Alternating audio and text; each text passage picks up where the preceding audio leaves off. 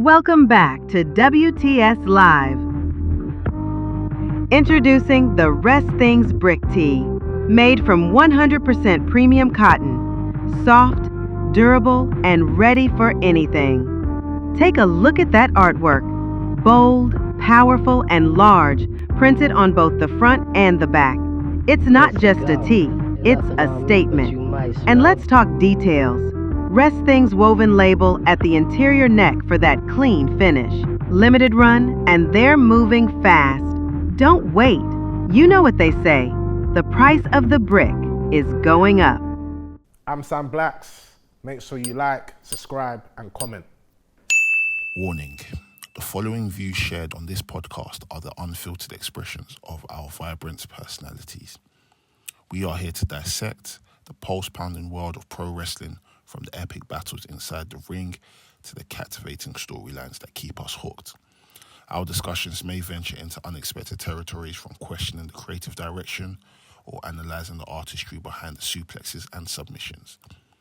Please understand that we aim to entertain, educate, and engage. But please also remember that we are just merely fans and observers, and we are actual wrestlers, not journalists or industry insiders. As we always say, by the Mandem, for the Mandem. Enjoy.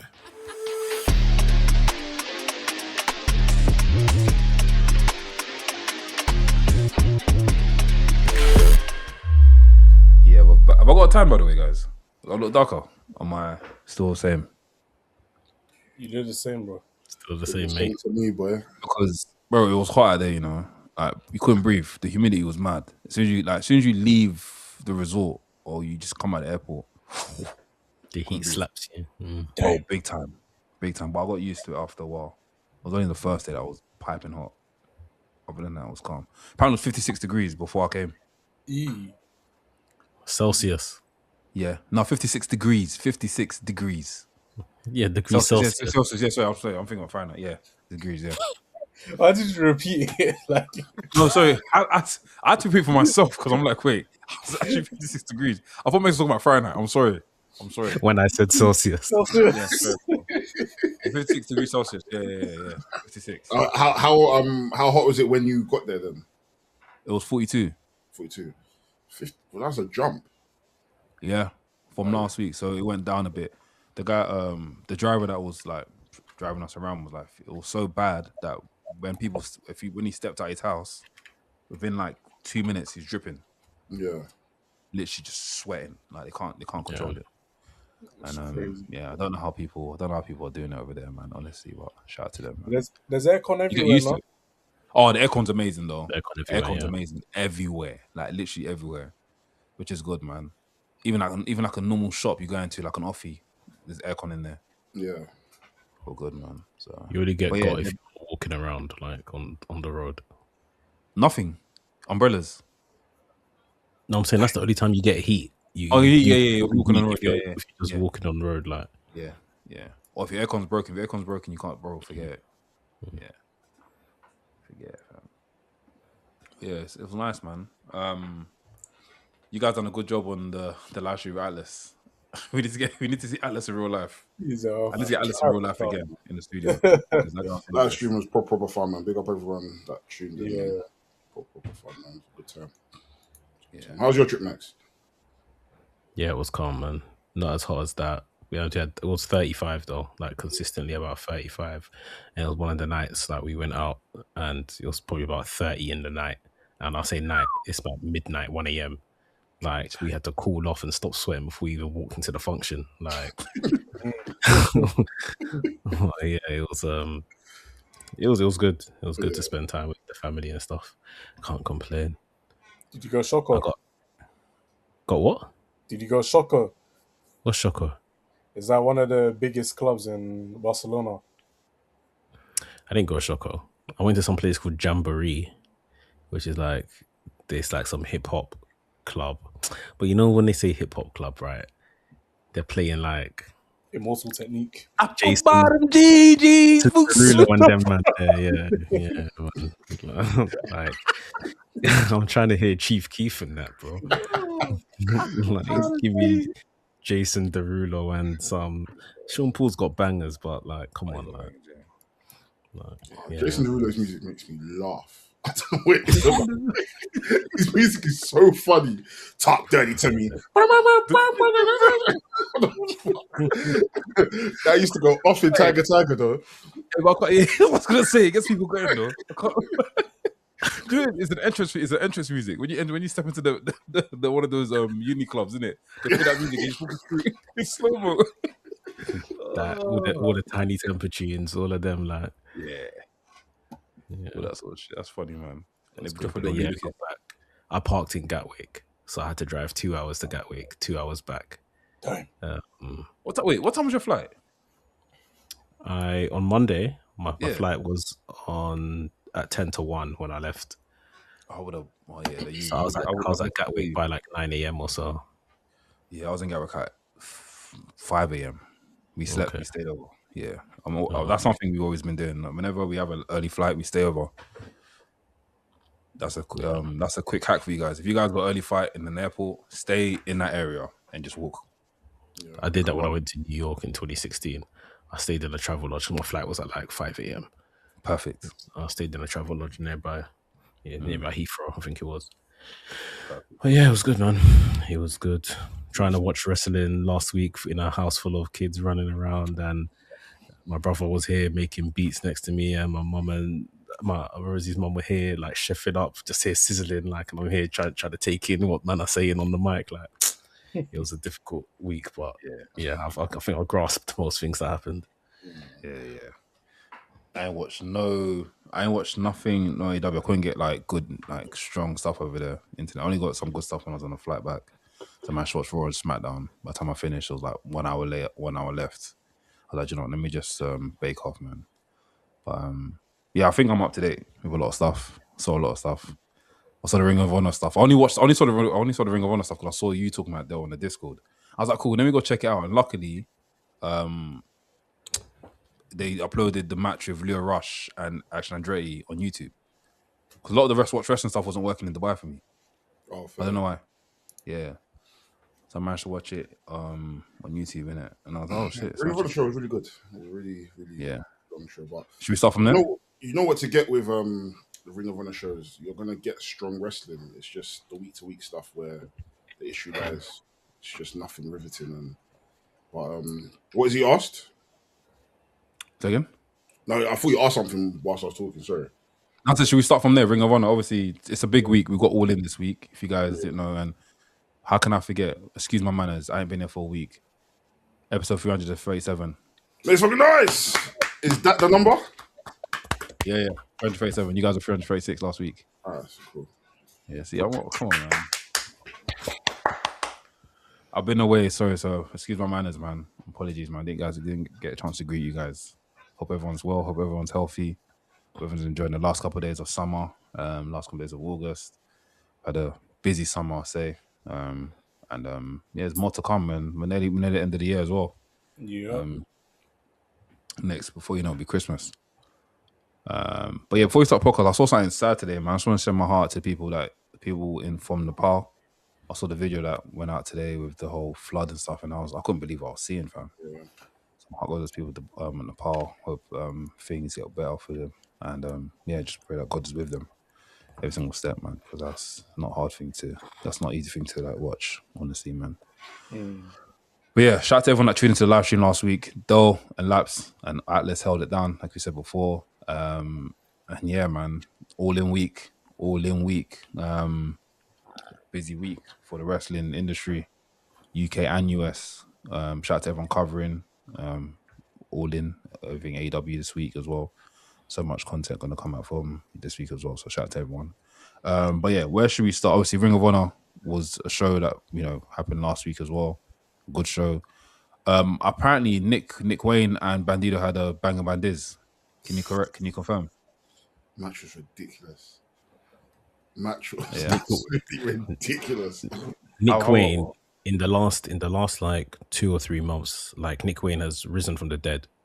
I don't even know where he's been before that time. Maybe he's still been around, but it's just like it's like he remembered that he is like this child prodigy, and he's now has to prove himself again. And the stuff with Christian and the mom stuff and everything was I think a fun time.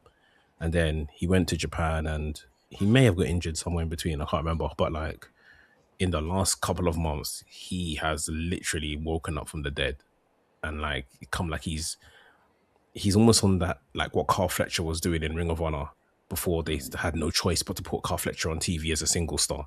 Yeah. And granted, I don't know if he's got the rest of the package. I remember never being really wowed by his promos when he'd done the stuff with Christian, and then he was the front man of the group when Christian moved on. But in terms of wrestling ability, the boy is special. And then obviously we know about Bandido and what he's on anyway. So yeah, proper match, that one. I'll go watch that. Really, really good match. I implore everyone to. I feel like every match on the Ring of Honor show was really, really good.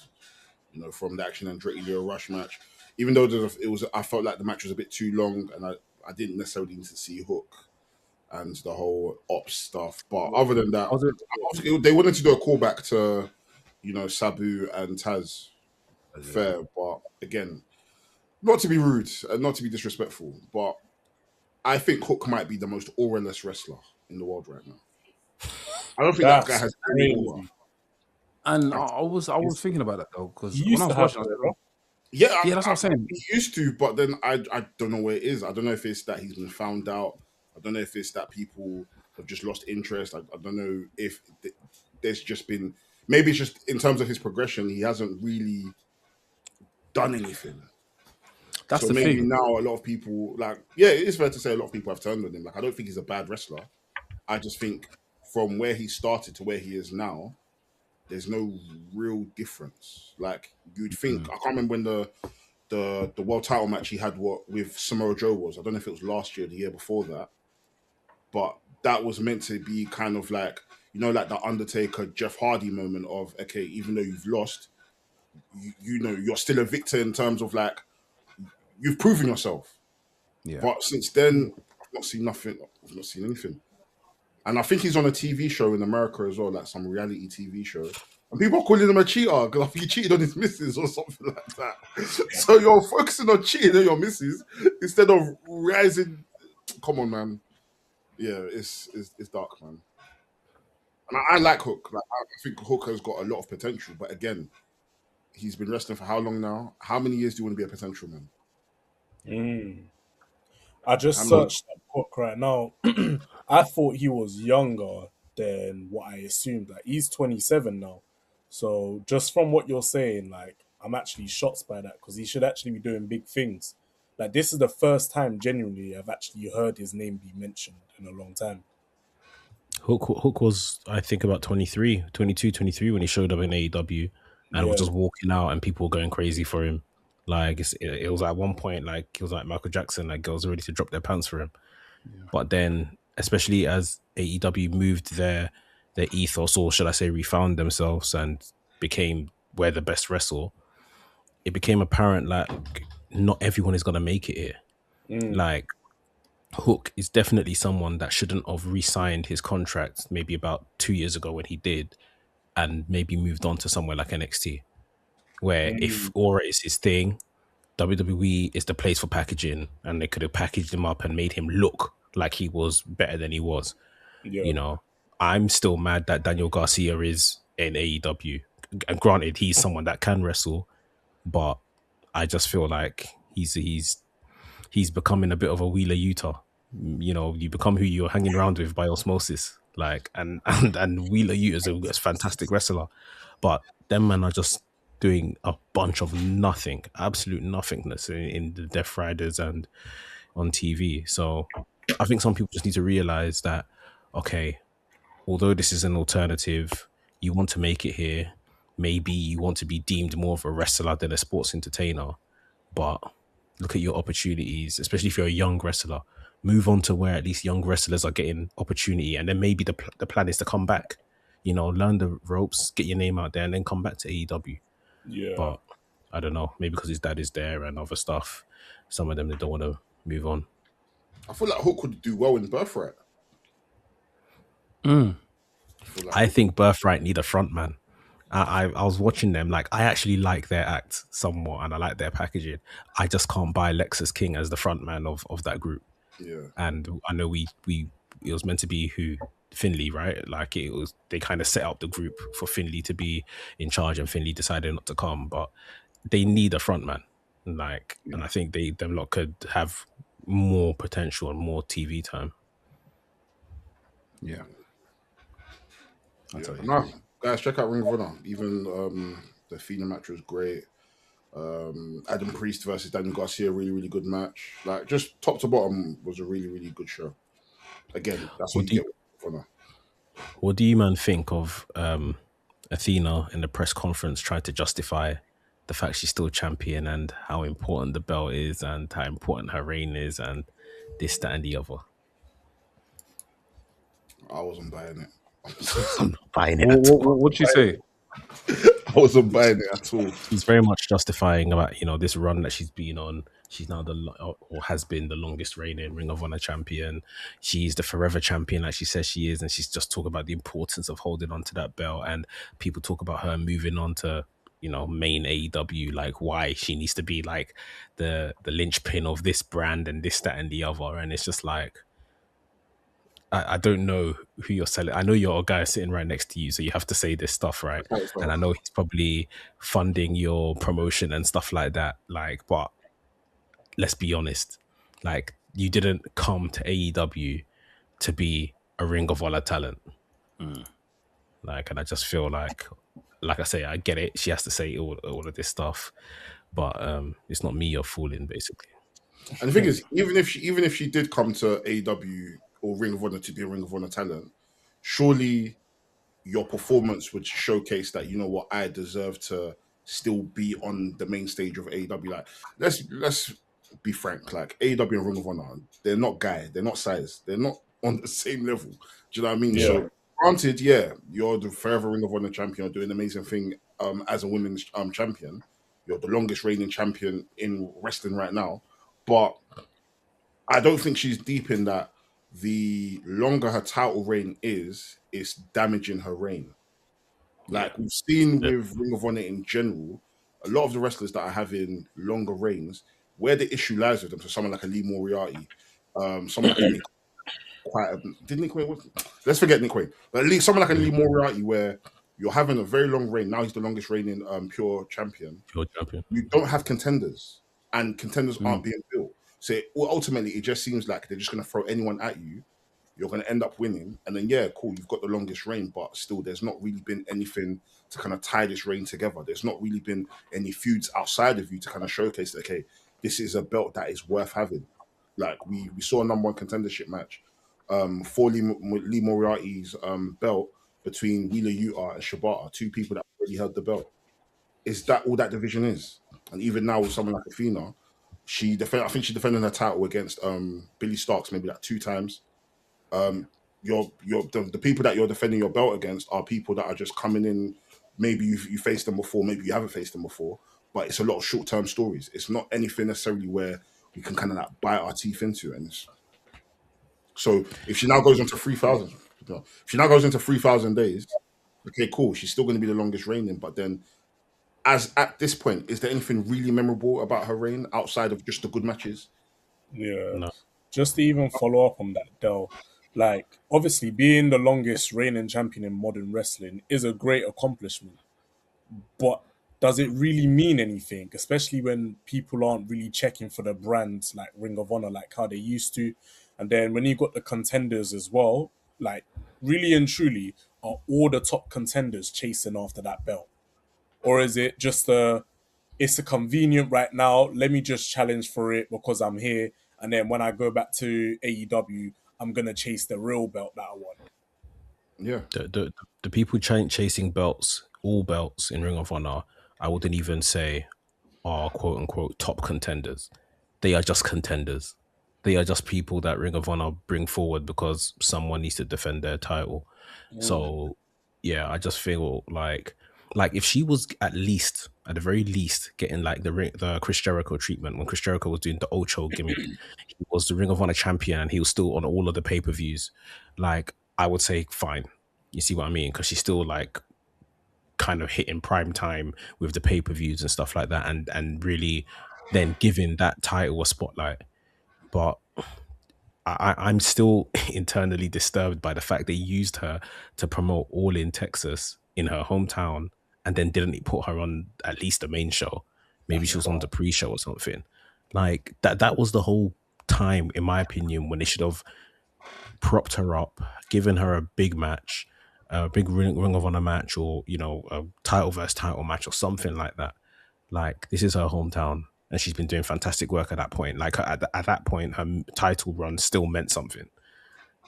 We're literally here, like a year later, and nothing exciting has happened. She was here even saying in a press conference, I've been injured, I've come back, and all of this kind of stuff. But what does that mean for the title? Like, they're keeping the title on you even when you're injured because there's nobody left. Like, on AEW, when there's injury, what do? They end up either relinquishing the title off you, or they end up having an interim title.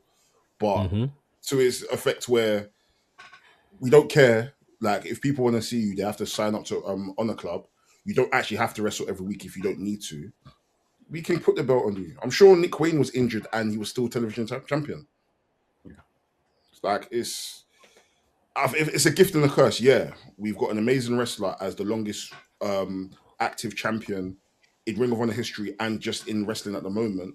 But then on the other end, it's like, to what end? Because we're now going to end up seeing her face people that, one, we probably don't even care about. Two, a story hasn't necessarily been built. And three, is it that we're now waiting for a point where maybe we get to like a final battle in 2030 and Billy Starks is 26 and that's when you want to now put the belt on her? It doesn't make any sense. It doesn't make any sense to me whatsoever.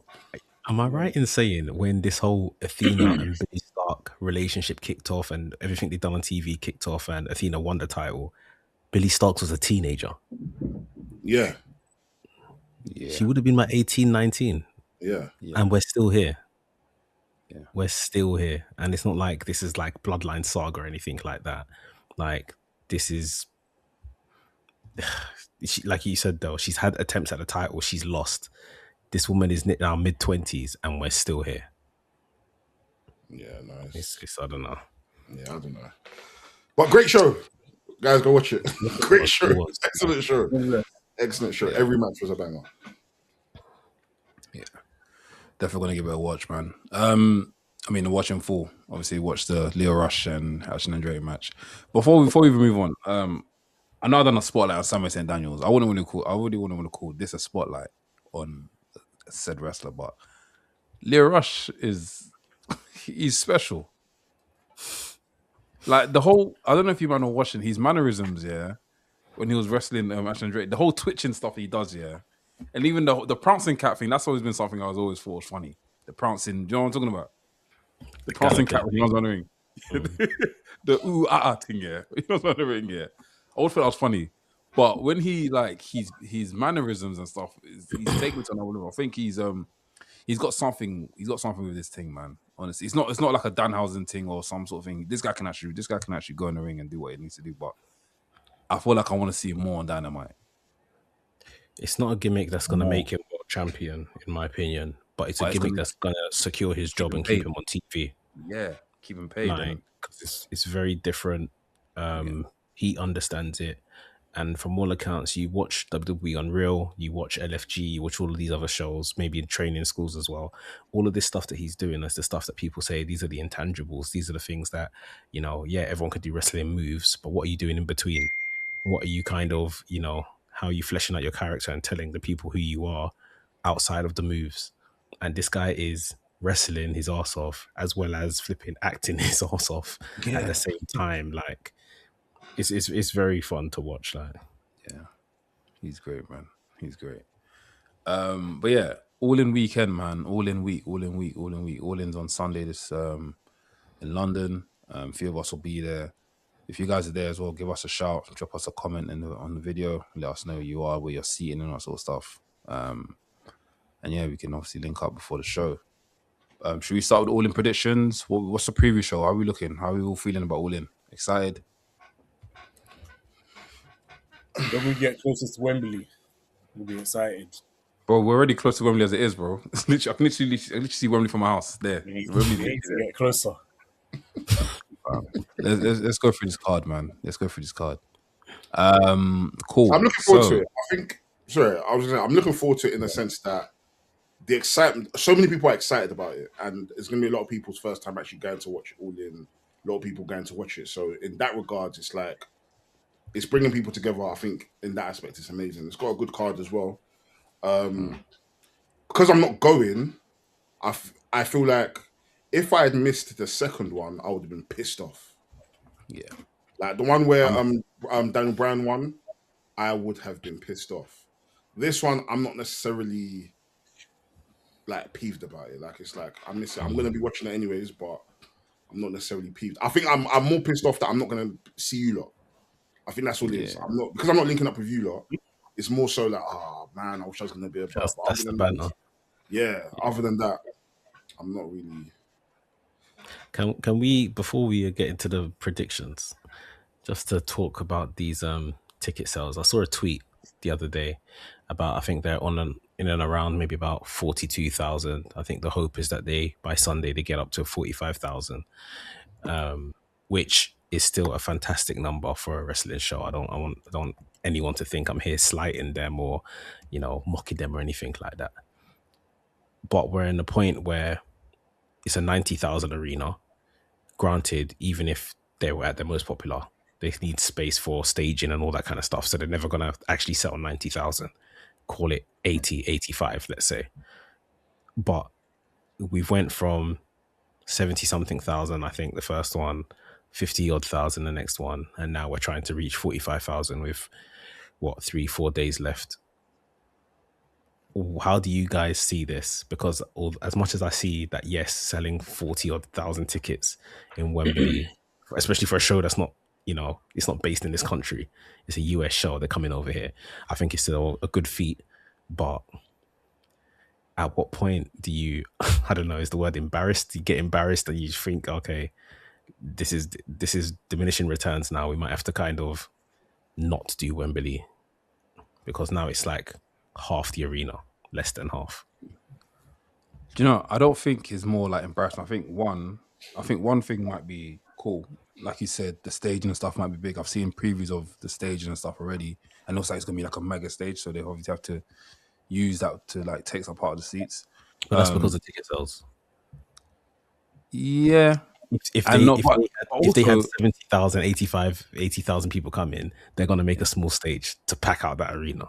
Of course they are, but I'm saying nothing as well, yeah. Just deeps as well, yeah. If they put out 45,000 tickets, yeah, 45,000 tickets, yeah, they put it out there. Regardless of the number, they've put out 45,000 tickets, and everyone buys the 45,000 tickets, yeah. They can now say it's a sellout. You do know that, right? Yeah, for sure. But then on the other end, that's only they're putting out 40,000 because they've clearly seen there's a decline in people attending Wembley. So, like you said, I don't think it's necessarily should be thought of embarrassing, but I think there needs to now be a pivot of, okay, cool, we shouldn't be doing Wembley if we know stage, we're gonna get 30k. Because I think 45k, half the arena is fine. Half the stadium is fine because whatever you could potentially, like Lamek said, build a stage. Maybe if they're not doing a stadium stampede or anything, but if they were to do something like that, they could use that as an excuse of maybe that's one of the reasons why we're not filling out the thing. So that way we have like a dedicated area where people can actually do spots and wrestle and whatnot. But if they were now to do Wembley again next year and then they know they're projected to get 30k, then it's like, okay, rather than us get to that point, maybe it's time to now pivot to somewhere else where we know we could at least, even if we were to sell 20k, we know we're going to sell that out straight away. So even if they were to go to like an Ali Pali or go to like an O2, O2's already proven. O2's proven. Go back to the O2. Maybe if they want to try something like Ali Pali, go there. At least if you know that there's a certain range of tickets that you know you can sell and you know will sell out, as opposed to, you know what, we're just going to go back to Wembley because we've done it twice now and it's now our spiritual home. I'm sorry. A home is meant to feel like a home. A home can't feel like a home every time you go there and things are being taken out of it. You go to your house one time, your TV's there. By the time you go back to your house, there's no TV there anymore. You go back there again, there's no couch. At this point, this is no longer a house. This is an Airbnb. Wembley That's is a the Fresh Prince. And Will Smith They're gonna feel like Will Smith in Fresh Prince very soon. yeah. Is that I left? mean, I think Wembley has been fun, and I'm glad they're doing it again because again, there's going to be people that are going to experience it for the first time. Will Ospreay's going to get his moment at Wembley. We'll even talk about that, but done, done. It's done. No more. They should not do Wembley again. Maybe Just move for over context. to the OVO Wembley Arena. Just for context, yeah. Wait, just for context. Forbidden Door, when they were here and done Forbidden Door, the attendance was apparently 18,990, right? That's a couple of humans short of 19,000. The capacity of the O2 is 20,000. Like, that is a fantastic return. Yeah. And in those situations, no one's saying, Tony Khan ain't saying, let me build a big stage. Like, because you have to put people in that building. Like, so this is what I mean. Like, if it's not going to be substantially, in your favor, then maybe it is time to just move away from it altogether. But it's a funny one because even when All In was in Texas, that's on US soil, it seemingly didn't really do, for all the baseball stadium, I think they had it in or whatever, the numbers weren't particularly great there either. Like, it was okay in the end, but yeah, I don't know. People are enjoying AEW. People are loving the pay-per-views. People are paying big money for their pay-per-views. I think their pay-per-views in America, stateside, I think they're costing like 50 quid for a pay-per-view. Yikes. Like $50. Like, people are paying for it, but it's like, to get them to come to the stadiums, I don't know what the disconnect is. Yikes. Maybe it's the length. That's a good shout. Maybe it's the length. Yeah, because even a pay-per-view, you could stop it and watch it later, innit? If you own it, if you've bought it. Yeah, that's a good shout, to be honest. Maybe it's the length. Maybe there's other factors. Like, I know there's people that are not going to All In just for the sheer fact that traveling home is going to be peak for them. Yeah. Do you know what I mean? So there's other surrounding factors like that. Do you know what I mean? And there's also been like an uptick in people not enjoying the product anymore as well. There's so many people that I know that just don't enjoy AEW anymore, and it's just, you know what, fair. You know what I mean? Today I was speaking to a man that were doing just so I brought it up, the Ring of Honor presser after the show the other day, and some man said they didn't get out of the arena after the presser till 2 a.m. Like, because just the show goes on for so long, and then they have to do the press conference and the media stuff afterwards. They said they left there at like 2:30 in the morning, and then they're flying across state and stuff to get home. So they're not getting home till like 7 a.m. and all this other madness. Like, it's too much, man. That's long. So typically, how long are the shows? 4.5, 5 hours. Some of them. That's I think they've come down maybe about 4 hours, 4.5 hours. Even And that's including pre-show as well. come down to 4 hours, so it was even longer. Yeah, it was longer. Brother. I look at it like football, like 90 minutes football in the stadium's perfect. Maybe even just above that. But 4 hours. Football slightly, if you were to total everything, so if you want to get like festivities and stuff, like football's like 3 hours. If you're adding festivities, what are you counting?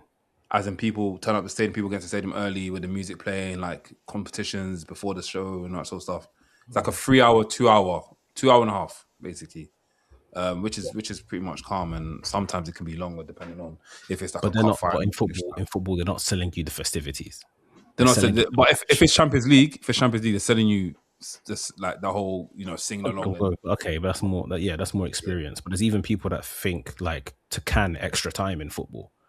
There's a lot of people that think just flipping go straight to penalties. If a match ends in a draw, it's a cup competition, whatever. Straight to pens. Like, what are we doing another 30 minutes? These men couldn't break each other down with 90 minutes. What are we giving them another 30 for? Go straight to pens. Stop wasting everyone's time. But yeah, ultimately AEW are selling you a pay-per-view that is 4.5 hours. Like this match, this card for All In, I think has already got 9 matches. Like, that is, and we know the main event, Mercedes match is going to be probably about half an hour. Mercedes Willow. Yeah. Kenny and Will is probably going to be at least 40 minutes. And then we've still got another 7 matches. We've got a gauntlet match on there. which will last a considerable 20, 25 minutes probably. And matches will probably get announced there as well on Dynamite. There's probably at least another match or so they're going to add. There's going to be a trios match, which probably need some clarification on. But by the time if the New Day come out, all the pageantry and everything around them coming out, like it's going to be a long show. You're looking at 4.5 probably. Actually, I'm getting fatigue already, bro. Getting fatigue because I remember my first AEW show. I had to actually get up and walk around because I felt like I was losing. You're the old man, yo. Get walk around. No, them days it was long though. It was long. Yeah. I had to spike my sugar levels, spike my dopamine, buy a donut, bro. Like, I set up his cortisol levels. Should we go through the card? Let's go through it, man. Let's go through the card, man. So obviously this is not in any order. This is what Wikipedia's given us. Willa Nightingale versus Mercedes Moné for the AEW Women's Championship. What are we saying? I'm going for Mercedes Moné to win this. What I will say is, I feel like this match is being better built than Will Ospreay and Kenny. Way better. I agree. Way better. Well, can I ask why? Because I feel like I may be indifferent in it. I'm liking what's happening with Will Ospreay and Kenny stuff. I think I'm more liking because I feel like Kenny's now stepped into his heel bag.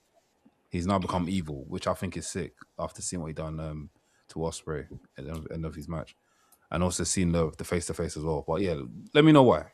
With Willow and Sasha, with obviously their story and how wait, what did I say? He's been hanging around with Atlas too much. With Willow and Mercedes, yeah, like with the story that's being told, it genuinely just feels like we've been tied to each other for so long. Fuck this. It's now time. It's on site. Let's make this shit happen. With the Will and Kenny stuff, I like it because of Kenny. That's it.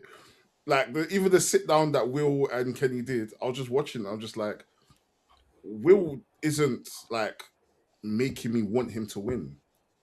Why? I feel like for me, just for me only. I don't know if people agree. Yeah. It sounded very woe is me. Like you're harkening back onto certain things. Like we faced each other at Wrestle Kingdom. You came to Japan and you embarrassed me in front of everybody. But you were also a heel going into that match, anyways. You got with what's it called, with the Don Callis family. So why must I feel sorry for you? Like it just feels like they want us to they want to get to a point where we will boo Kenny, but I genuinely feel like when Kenny is in his heel bag, he's probably the coolest wrestler in the world. Yeah. I feel like Kenny, when he's a heel, that's like Kenny gets a lot of flack for his like promos, and rightfully so. Sometimes as a heel was very like, as a face, it's very hokey, but as a heel, I'm sorry. When he reminds me of Stormzy, when Stormzy's in his bag talk about how rich he is. That's who he reminds me of when he's in his heel bag. Like, bro, I'm the best wrestler in the world. Nobody can chat to me, and I fuck with that heavy. So I can't naturally boo for Kenny because I fuck with it and I hear it. You are the best wrestler in the world. I love Will to death, and I mean, forget real shit. But in terms of this story, it's not helping me want Will to win whatsoever. Like even him now saying that, oh yeah, he wants to wear the England red 1966 homage kit or something like that, something in that vein, is making me even want to dislike even more because even the whole rhetoric of his coming home, I'm tired. It's not come home in real life, so now I don't even want it to. Hell, Canada. Hell, Canada. I'm Canadian. Big up all the maple syrup in the world. That's why I prefer the Willow and Mercedes build, man. It just feels like it's to an end to me now. We need to just prove who is better. Like we've been tied to each other for so long. Fuck this. I just want to fight. Like even after the what's it called, the segment that they had, they were in an interview or whatever. They said, "Fuck this." Willow took out her earrings and then went straight to scrapping. I fuck with that. But then Will and Kenny's sit down, it just didn't grab me at all. I'm sorry. But it grabbed me because of Kenny, not because of anything Will said. I think if you put your passport to one side then like I said, I think I mentioned some weeks back where the Americans were saying, me as an American, I can't see why I would want Kenny to win this. Sorry, Will to win this.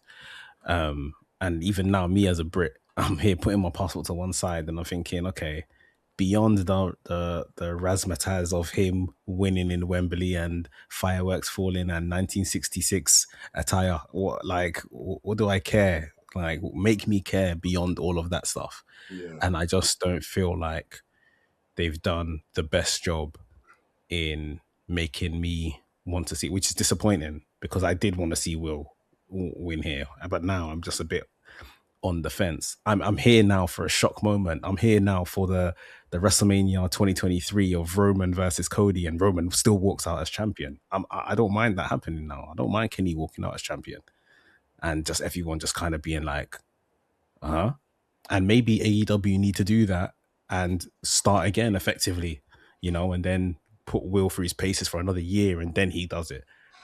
I don't know. They probably won't. They probably will put it on Will, and he's deserving of it because he's been fantastic for a long time. I just feel like this story to take him to Wembley hasn't been like nailed on how we felt when Cody had to overcome not just Roman, he had to overcome The Rock as well. Like, I just don't feel like there has been enough here beyond it's in Wembley, this, that, and the other, Englishmen winning it on English soil. There hasn't been enough to grasp. So this is why the rest of the world are surely looking at this. Well, I'm not English. I'm Australian. I'm New Zealand. I'm Bulgarian. I'm from the States. Why do I want Will Ospreay to win? Do you know what made me feel like I want Will Ospreay to win? Yeah, there was one thing that I think it was Kenny. Yeah, Kenny said it. So like he was going back to the last matches they've had together. One being I think the match they had at Tokyo Dome for the Wrestle Kingdom, and he said that cool. You had United Empire there, right? Cool. The next match you had Don Callis by your side. Cool. Up to this point, Will Ospreay's had Death Riders backing him. Will Ospreay don't have that no more, so he's running this by himself. So I'm now looking at a thing where it's like I'm not comparing it to Roman Reigns, but there was that moment in time when Roman Reigns, whenever he had a title match with someone who was by his side, the bloodline. Yeah, let me line. Don't kill me. Let me line. And we always used to complain. When is this guy gonna do this by himself? When is this guy gonna do this by himself? And when Kenny mentioned that, I was like, ding ding. Yeah, you're right. Because this is actually a time where Will Ospreay has no one. He's by himself. He's in his forest by himself. He has to go out there and fight the greatest wrestler of all time. What's it? Bar God, whatever he says. Of all time. Can be by God Omega. You know what the difference is? With those matches, in terms of like Roman won every single one. Will and Kenny faced each other the first time. Kenny won. The second time, even with Don Callis, Will won. So, like, regardless, and even when Will has been by himself during his AEW run, Will has been able to win. So, even that being brought up in my head, I'm just like, it's apples or oranges to me. It doesn't make any sense at this point because, like, where are we going with this? And it just feels like this feud is just English propaganda, and it's just there to rile up the English crowd, as opposed to like giving everybody a universe. Like separately, Will deserves the world championship because Will is Will. Will is an incredible wrestler. But the way this story is being told and what this story is telling me is that Will's confusion in terms of not knowing whether he's United Empire or not, of him joining the Death Riders, the same people that collapsed his neck, that's not somebody that deserves to be a world champion. Forget ability, forget who Will is, forget what a Will Ospreay is. Will, outside of this story, deserves his moment at Wembley. Not against this Kenny Omega. I'm so sorry. Not against this Kenny Omega. If it was MJF in this story, I wouldn't even care. Give us the English propaganda. Me, I'll eat it. I'll even go to Wembley with an England top. I wouldn't go to us. But against this Kenny, I'm sorry. I just don't see it. I just don't feel like the way this story is being told, it's not gingering me enough to say, you know what? I want to see more. I want to see Will overcome this Kenny. For me now, I need to see more of what Kenny can do, because there's tons of people that I want to see in this feud now. I want to see Hill Kenny versus Darby. I want to see Hill Kenny versus Takeshita. I want to see Hill Kenny versus Speedball. For me, there's much more alluring matches that I want to see with this Kenny than the actual moment of Will Ospreay sitting on someone's shoulders, holding the belt up like Bobby Charlton. I don't give a toss. I'm so sorry. I don't give a fuck. I need, you know what I mean? But he's gonna get his moment regardless, and I hear it. Like, I'm not mad at that. Yeah. I'm happy. I'm gonna be happy for Will again. This is not us saying that Will isn't deserving. Will deserves everything that's coming in terms of like all the success, the world title. I'm just saying, for this story alone, before people come and click me, this story alone is not gingering me to see Will beat Kenny at all. On a basic level, yeah, if you compare it to where we were last year when Hangman beat Moxley and freed the belt from that box, and the relief, I can't remember it verbatim, but there's a scripture. I think it was when maybe Jesus rose from the tomb or something like that, and the scripture is basically talking about like just like how the people were overcome with joy and everything. That's when Hangman was on his knees and opened that box and released the world title after 10 months of it not being on TV. Like, the whole story led to that moment. Like, and I don't feel they have captured people's interest with this story as much. I'm not saying the story is rubbish. I'm just saying as much as even that story. Like, I would have maybe in hindsight even left all the England propaganda stuff to this week where Dynamite is on UK soil, when they could do a lot of kind of digital content around, okay, this is where Will went to school. This is, you know, like kind of show all this kind of England stuff because we're in England now. And then he could have went on Dynamite and given the whole big English rah-rah speech. Like, it's just dawned on me, I'm going to do this in my hometown, in my home country, blah, blah, blah. But that has been the story since this story began, as opposed to it just being a fixture of why it means even more to him. You see what I mean? So, listen, if they do it or not on Sunday night, like, I'll be fine with it. Like, I'm happy both men are in the main event. I actually didn't want this to be MJF versus Will Ospreay. I'm happy that they've banked on their two best. So the story hasn't kind of lived up to it, but either way, I'm going to be content and happy with the result. Yeah. I think this is the first all-lid main event without a former WWE wrestler in it. Oh, wow. Oh, shit. Yeah. Jeez. Which is good. Right. What I will say, though, because we were meant to be talking about Mercedes and Willow, like, for me, this is do or die for Mercedes now. And right now she's doing. Right now she's absolutely doing. Like, I feel like for everything we always complain about, like, she doesn't feel like she's within the weeds of AEW. She feels like she's guest pasta, always just walking into AEW and having a banging match and then going off back into her Mercedes. Like, now I feel like Mercedes is literally here and within the weeds and doing her job. And she should beat the crap out of Willow. She should cheat to win. I'm very adamant she should cheat to beat Willow and let those boos rain down on her and just make her a monster. And she just goes from there. And that woman will deliver. But they have to do this properly. If they're going to cut Willow's run short, they have to execute it in a way that's going to make people be absolutely disgusted. Yeah, like, but I'm here for it. They deserve it. 100%. Yeah. I'm going for Mercedes as well. I think I said before. I'm sure everyone else going for Mercedes as well. Kenny and Will, obviously, we just discussed that as well. I think Will's winning, man. But like, we just discussed. Yeah, I'm predicting that Will win. Will's winning for sure. Cage and Cope versus Young Bucks. I really thought they were going to do a trios match of this, but a trios tag team match and a ladder for this. But so it's just those two teams. Yeah. It's just those teams. Yeah. I'm sure if FTR was still around, they'll still be in there. Who's the champions? Cage and my man Cope. Yeah. They faced each other before, didn't they? Or was this the first time? That was what was that at Revolution? Well, not Revolution, sorry, Redemption, wasn't it? But no, that was a thing match. That was a no, that wasn't them. That wasn't them. No. Wait, what's the match? Wait, what was the match where it was it Death Riders and Young Bucks versus? I mean, the Death Riders versus the Young Bucks and Cajun Cobra. What was that again? Yeah, there was like two. There's an 8-man tag in it. That was on Dynamite. Was that on Dynamite? Yeah, that was on Dynamite. I'm sure that was on Dynamite. I don't. Yeah, guys, that was in the comments. I know what you're talking about. Yeah. I think Cope and Cage retain here. I think they retain, and maybe then they pass it on to a younger tag team.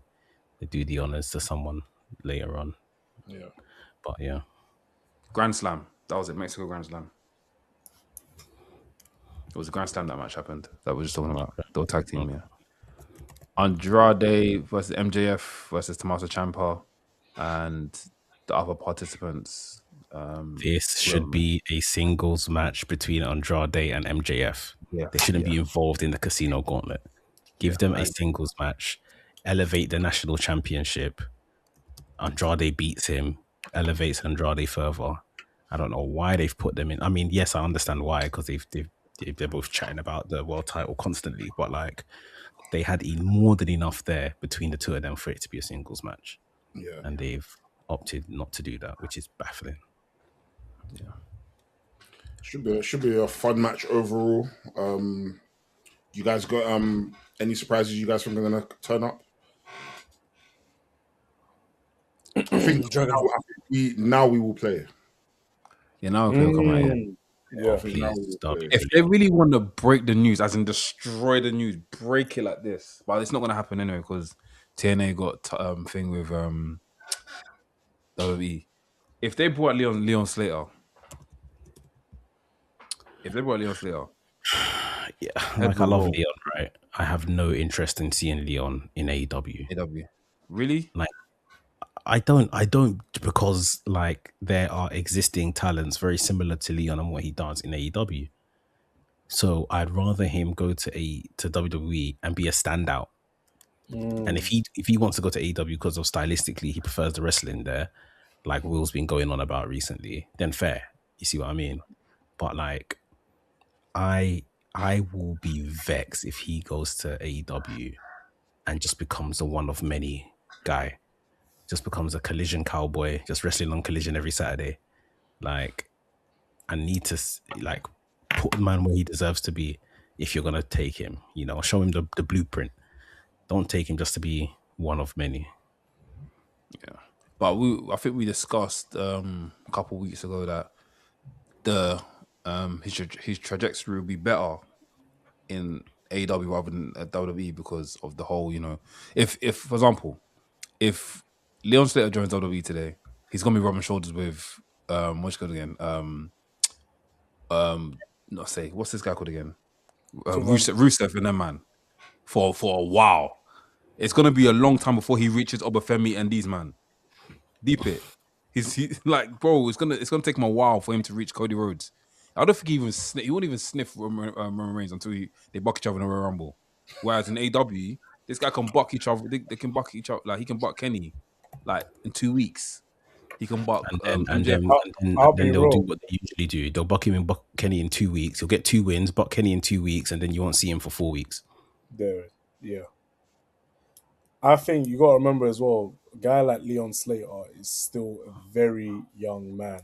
Like, even if it does take him a while for him to be, you know, wrestling with like the main event in WWE, that's perfectly fine because again, he's got years on him, bro. He's got mileage right now. So like, I think he'll be all right if he was to go the WWE route. I feel like that's perfectly fine if we know that there's scope that is going to actually happen. I feel like with AEW, you'll always get that, regardless of like if you're a world beater like Leon Slater is, we know he's guaranteed going to be facing the best. Whereas in WWE, they just do this weird thing where they kind of like, cool, you're a great wrestler, but they kind of temper you in the sense that you're not going to be able to rub shoulders with certain people until you get to like a Royal Rumble. Like someone like a Penta, who I think is someone who's a sure shot, amazing wrestler. His character, his gimmick, I don't know, maybe it's because he's not the greatest English speaker. Maybe that's why they didn't want to get him into a program straight away. That guy in his first year could have easily been rubbing shoulders with someone like a Roman Reigns. They kind of wanted to test the waters. They made them do their little interaction at Royal Rumble, which was cute. But we now know that, okay, cool. He's going to end up facing him when he wins the tournament. But someone like him, did he necessarily have to wait that long? They could have, like, perception is everything.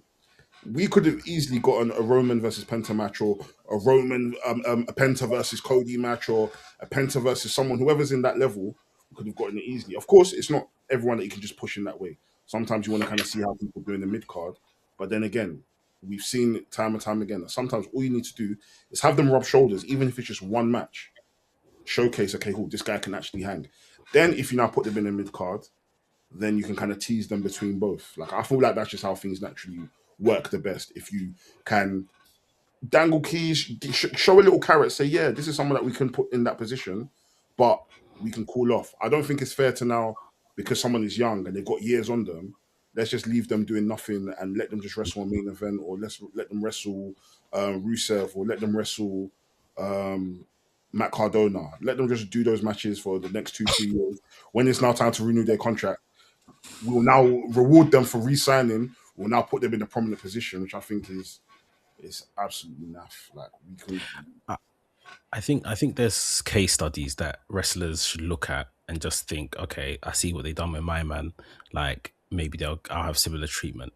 Like, for instance, Leon Slater could be looking like a Javon Evans, and Javon Evans wrestles basically every week on Raw, which is massive, especially at his age, right? Yeah. I saw Paul Heyman recently come out and said, if Javon Evans isn't over by the end of summer, we've terribly failed here. We have absolutely failed him, which is big praise for, it's akin to, again, what I've brought up before about Tony Khan saying that Kevin Knight is a massive priority for us. And we have seen that pay off on TV. So if Leon Slater is looking at these kind of guys and thinking, okay, I am of that ilk, I can fit in with what they're doing, then yeah, it's for him to go to wherever he wants and just make things work. Like, for me, why I am saying WWE more than anything is just because of a timing thing.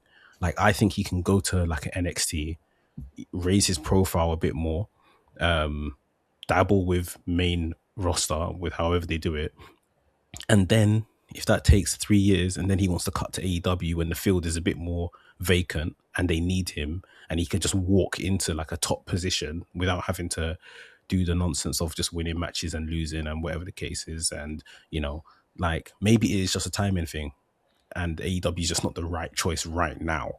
Like, but yeah, if Leon Slater walks out there in the casino gauntlet, my jaw's gonna drop. My jaw will be on the ground, and that's for like happiness that he's here, and also for like, I thought he would go elsewhere. I don't know how a man turns up on John Cena's final show and walks out of there, to be honest. I think that's as good as a shackle, to be honest, but we'll see, innit? Crazy. Have you just got rid of the TNA X Division title as well? He's going to fight for the TNA World title. I don't think it's possible, man. I don't think they'll allow him in the up block, man. He'll probably be backstage and whatnot, but to actually show up, nah, I don't think they'll allow it, man. Yeah. John Moxley versus Nigel McGuinness. Is Nigel McGuinness not injured? Yeah, he is. Injury story, what was that? They done like what was it? The substitute match thing between, was it Daniel Garcia and Adam Priest? Oh, that was yes. Yeah, that was to face Claudio. I think someone else was it someone else that was injured rather than Nigel McGuinness? Isn't Moxley facing Claudio in the semi-final? I think the semi-finals really the substitute match was for Nigel McGuinness's match, I believe. The semi-finals is today, basically. Moxley versus Claudio. Yeah. Moxley both semi-finals are today. I'm guessing they've already happened because Wikipedia has both of the. Yeah. Okay. So the winner of so Danny Garcia is gonna face either Claudio or Clash or wait. So Daniel Garcia lost to Claudio. That was he was so basically Daniel Garcia was taking Eddie Kingston's place. Yes, Eddie Kingston Yeah, got injured. Eddie Kingston got injured. So yeah, Eddie Kingston got injured. So the winner faced Claudio. Claudio walloped Daniel Garcia. Garcia, Jay White. Jay White last week, and then obviously the semi-finals was today, which obviously will show in a few hours in it. So yeah, Wikipedia basically spoiled it. Well, the final. But to be fair, we all knew this was going to be the final anyways. Yeah. Moxley versus who is it? Moxley versus versus Miggins. Yeah. Yeah. One thing about TK is going to give all the hometown heroes their chance to showcase themselves. I think McGinnis is probably going to be the only English person to lose because he doesn't need to win the belt, but he loves to give people their hometown prop, man. This tournament is so meaningless, bro. It's been fun. Like, I love a tournament, but like this they should have used this cup as something away from Moxley to crown a number one contender to face Moxley at All Out. Like, leave the cup away from the belt and just have it as a number one, like almost like the Owen Hart type thing. Like, you're number one contender. You now face Moxley for the Continental Championship at All Out. Yeah. But what do I know? And I'm sure with each match, Moxley has technically been defending the belt as well. Basically, yeah. Because the minute he loses, then we're gonna have a new champion. Yeah. So yeah. Does the belt now defunct, or is it like what happens in the belt? Oh, you win the winner you gets win the cup and the belt. And they're gonna hold the belt in the cup for how long? If they lose, they can pass it hold over. the cup in the middle of Wembley, but they're gonna still hold the belt in it. But then it doesn't make sense having a tournament for this belt when at the end of the year we're gonna get the C2. Now they're coining this the C3. So at one point we're gonna need the C1. How many C's, bro? How many C's do we have? I don't understand. Bro. And these times you've got a national championship, which you could have done this cup for. Yeah. This tournament for. You've got a TNT championship you could have done this tournament for. Like, I don't know, man. Or even if they'd done this tournament for any of the mid-card belts, to challenge for any of these belts, that thing. Like, I think moving forward, if they are going to do some sort of tournament like this ahead of All In or All Out, they should maybe change the belt each year that the winner is fighting for or is in the tournament. Because a tournament 2 year, like twice in a year for one belt, it's too much. Absolutely not too much. Yeah. Even in line with the World Cup. Sorry, quickly. Just even in line with the World Cup, because this is ultimately like a homage to the FA Cup. This Cup's competition, right? Yeah.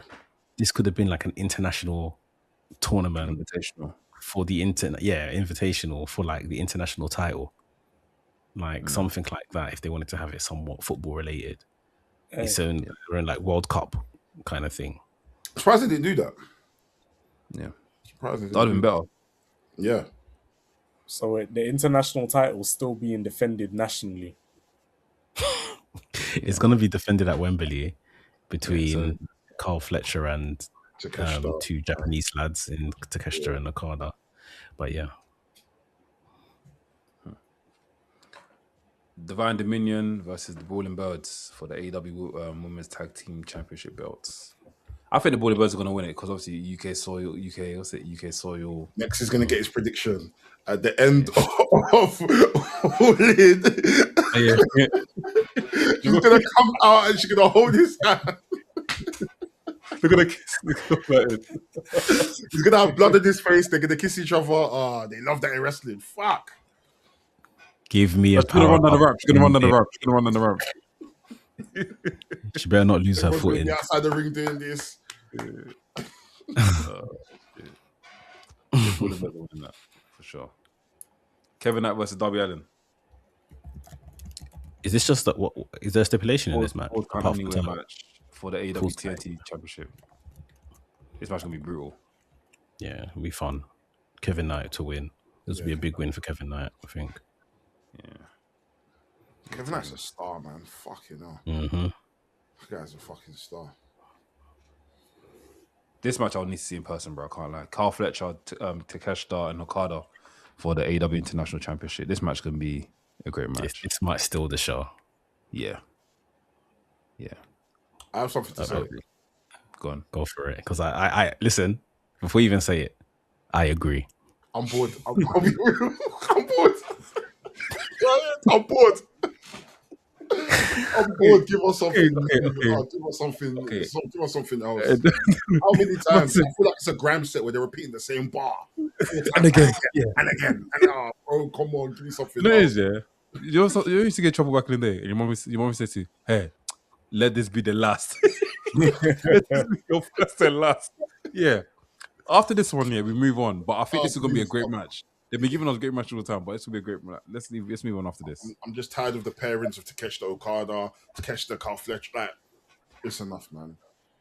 3 incredible wrestlers. I know we're gonna get an absolute banger, but I know we're just gonna get more DCF rubbish of Carl Fletcher and Okada now being at odds. I'm tired. Please, let's. I don't know if this is now meant to eventually push for like a Carl Fletcher face run, which would be good, but I don't want to see it yet. I don't want to see her face Carl Fletcher because I definitely think he's still one of the best heels in the world right now. But I'm bored, and I feel like we need to. If we had some sort of international cup where maybe, AEW used their international partners from maybe CMLL or Rev Pro or New Japan, and they had all these wrestlers come in and we got fresh talent, I wouldn't have minded that. I think that would have been way better than seeing. Not to say that John Moxley and Nigel McKinney is going to be a bad match, but some sort of international cup where we actually get some sort of international affair. I know this is 2 Japanese guys and 1 Australian guy, but this whole DCF stuff, we don't need that at Wembley, man. Leave that for All Out. In regards to Okada, Takeshita, that whole DCF stuff, I'm beginning to think that AEW shat the bed with that program, because people were really looking forward to those two fighting. I know they done something in New Japan and that, but I don't think it delivered. And they maybe took too long to tell the story. Maybe there was issues with Takeshita being involved in New Japan storylines and that having an effect on his booking and him being around and stuff like that. But Okada and Takeshita should have felt like a passing of the torch moment, or this is the old blood, this is the new blood, or like Brock Lesnar done with Femi, this is the past and this is the future. I don't feel like we're still at this point, like we're saying, where we need a conclusion to this. We're begging for this to be the conclusion, but I'm not satisfied after all the stuff you kind of teased to me with regarding Okada and Takeshita. I'm not satisfied that you delivered on it. Yeah, no, I agree. I'm bored, man. Let's go to something else now, man. Like, we don't need to have this all the time. It's going to be a very good match, though. Like, we're definitely going to get some good match. I just feel like it seems like they just keep running back to the well with this match or with this pairings or whatever, because they know we're going to get something good, but there still needs to be some sort of progression moving forward. And I feel like they're still trying to, especially with Okada, because I still feel like at some point they do want to put the world title on him. Maybe not that. I don't think in the next year or 2, maybe in the next 2 years or so. So I feel like they're still trying to preserve him in a particular type of way. But yeah, the whole heel stuff is good, but at the same time, this isn't. At some point, we're going to get bored with this Okada. Yeah. They need to reheat Okada. Like, Okada is just existing right now. Yeah. Like, he feels very much like, when you bring celebrity out on Disney Channel and they press applause and everyone goes, it's this person. That's Okada, but he's not doing nothing. Like, he's not doing nothing. He's just relying off the fact his name is Okada and previous drillings that man's done. Like, he ain't done nothing new. Good and brown bootings. Honestly, like, ain't done nothing new. That's a good and brown bootings. That guy's video is funny, fam. Tony Blair bootings, good and brown bootings. Last match on this on the thing at the moment is Hangman Adam Page and Bandido versus to be announced. So obviously we are guessing that it's the New Day. The New Day and Swerve Strickland will be the people that he's facing. I think it's going to be a multi-man. How is this going to work? I wanted to ask this because the way that Hangman and them man kind of laid it out, it's just like, if as long as you're a trio, come get some sort of thing. So it's like I've kind of assumed in my head it's going to be like a stadium stampede, but trios. But I don't think we've had any kind of clarity on how this match is actually going to work. Yeah, and who's going to be in it. Even from last week's segment, we saw Gabe Kidd returning. He's with the Dogs. We saw the Conglomerate, obviously Ricochet, Lethal Twist, and Gates of Agony came out as well. So I'm guessing it's going to be some sort of multi-man match for the belt. Obviously, we know Swerve is most likely going to come out with the newest days. But yeah, I'm intrigued. I'm guessing we'll probably get our answers on Dynamite this evening. I haven't seen any spoilers yet. But yeah, I'm very intrigued to see how they actually like format this match. Yeah, I think it'll be a nice twist on Stadium Stampede if they've done it like that. Just, I don't know, it's almost like a scramble. I don't know, like. I mean, they got a lot of I don't want the New Day to be on their first day, bro. Well, that's the joy. If they have multi-teams, they don't have to literally be beaten in it. Like, but I don't know. I think just them being there, them turning up is going to be huge. Yeah. Very huge. Very, very huge. It'll be nice. Just even just hearing their theme song, bro.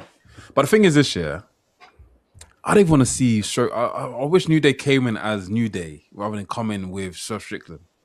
Do you get what I mean? Like came in and it's like they came up and it came out against the Young Bucks. I agree. But I almost don't mind if it's like, because of how Swerve has been behaving. Swerve has been like, I can have anyone, yeah? Like I can bring anyone to this dance sort of thing. So if they kind of do it like they're mercenaries, like we don't like each other, but we're just linking up because there's gold available. And because we're black. Yeah, and we're black. Yeah, they're almost like pirates. They're just coming for the gold and long get on or whatever. Like, I think that could be cool. Yeah. I fuck with it. Yeah. That's all in card for now. Obviously, I don't know if there's any matches been announced today on Dynamite. Dynamite's happening now, isn't it? Guess probably finished by now. Or probably they're doing, I don't know, Collision right now. So yeah, nothing. Nothing else has been announced. But if it does get announced, then we'll try and predict. Finally, what's it? Big Boom AJ or whatever his name is going to be on the pre-show. Oh, nice. I don't mind these matches on pre-show. You know. Okay, I'll say this. Yeah, I like him. I think he's a good wrestler. I've enjoyed a lot of his matches, but I do think he's taken a spot away from someone that probably is a bit more deserving. I don't think it's every pre-show you need to have a celebrity attraction. If you want him to wrestle, just sign him. Is he even a celebrity no more? Is he even a celebrity? I don't really see his stuff anymore, but at this point, it's like, who is this for? Yeah. Who is this for? You might as well just sign him and just have him on a contract where he just turns up to, I don't know, he wrestles at Ring of Honor. Like, why does he need to always do like big pay-per-views and the pre-show? Like, is it that he just wants to practice, remember that, like, he wants to remember that he knows how to bump? I don't understand. It's getting boring, man. It's getting boring now, man. Like, the matches have been good, but it gets to a point. If this is where the best wrestle, there's people like the Lethal Twist. I would rather see Jay Lethal, what's his name? Blake Christian, and my man wrestle on the pre-show. I'd rather see a Nick Wayne wrestle on the pre-show. I'd rather see a Diamante or Billy Starks wrestle on the pre-show. Like, there's so many other people that I feel like are a bit more deserving and clearly want to make that transition to AEW and be on AEW Weekly. But you have someone that's a celebrity that's going to be with his son and his son's fat friend, where he's going to be doing this. That's rude. Allow me, man. Allow me. I'm good. I don't want to see that shit anymore, man. Let's be better. Let's be better. Like, if we want to book him at like Riot Cabaret or like people will pop for that. Yeah, I mean, no, but if you're gonna book him, space it out and have like a good story to it. It's not really team up with QT Marshall and these man. Like, space it out. Have something leading towards it. He might have a young contract. He might be like some type of sponsorship contract he's got, like he's there every pre-show of every pay-per-view, because when you put it like that, it's absolutely ridiculous that he's constantly there all the time. Like, a man are in my IG comments telling me Avery Styles ain't deserving, but this guy is. Like, what are we doing? Crazy. The Avery Styles thing pisses me off, man. I'm so sorry. I didn't want to give that guy attention. The Avery Styles thing pisses me off. Like, just in general, I just think, because I was having this thought, and I think, why are people so against nepotism? And it made me just think, because people are projecting. People are projecting coming from a place of, they've not come from anything good, so they've not been able to be brought in on anything.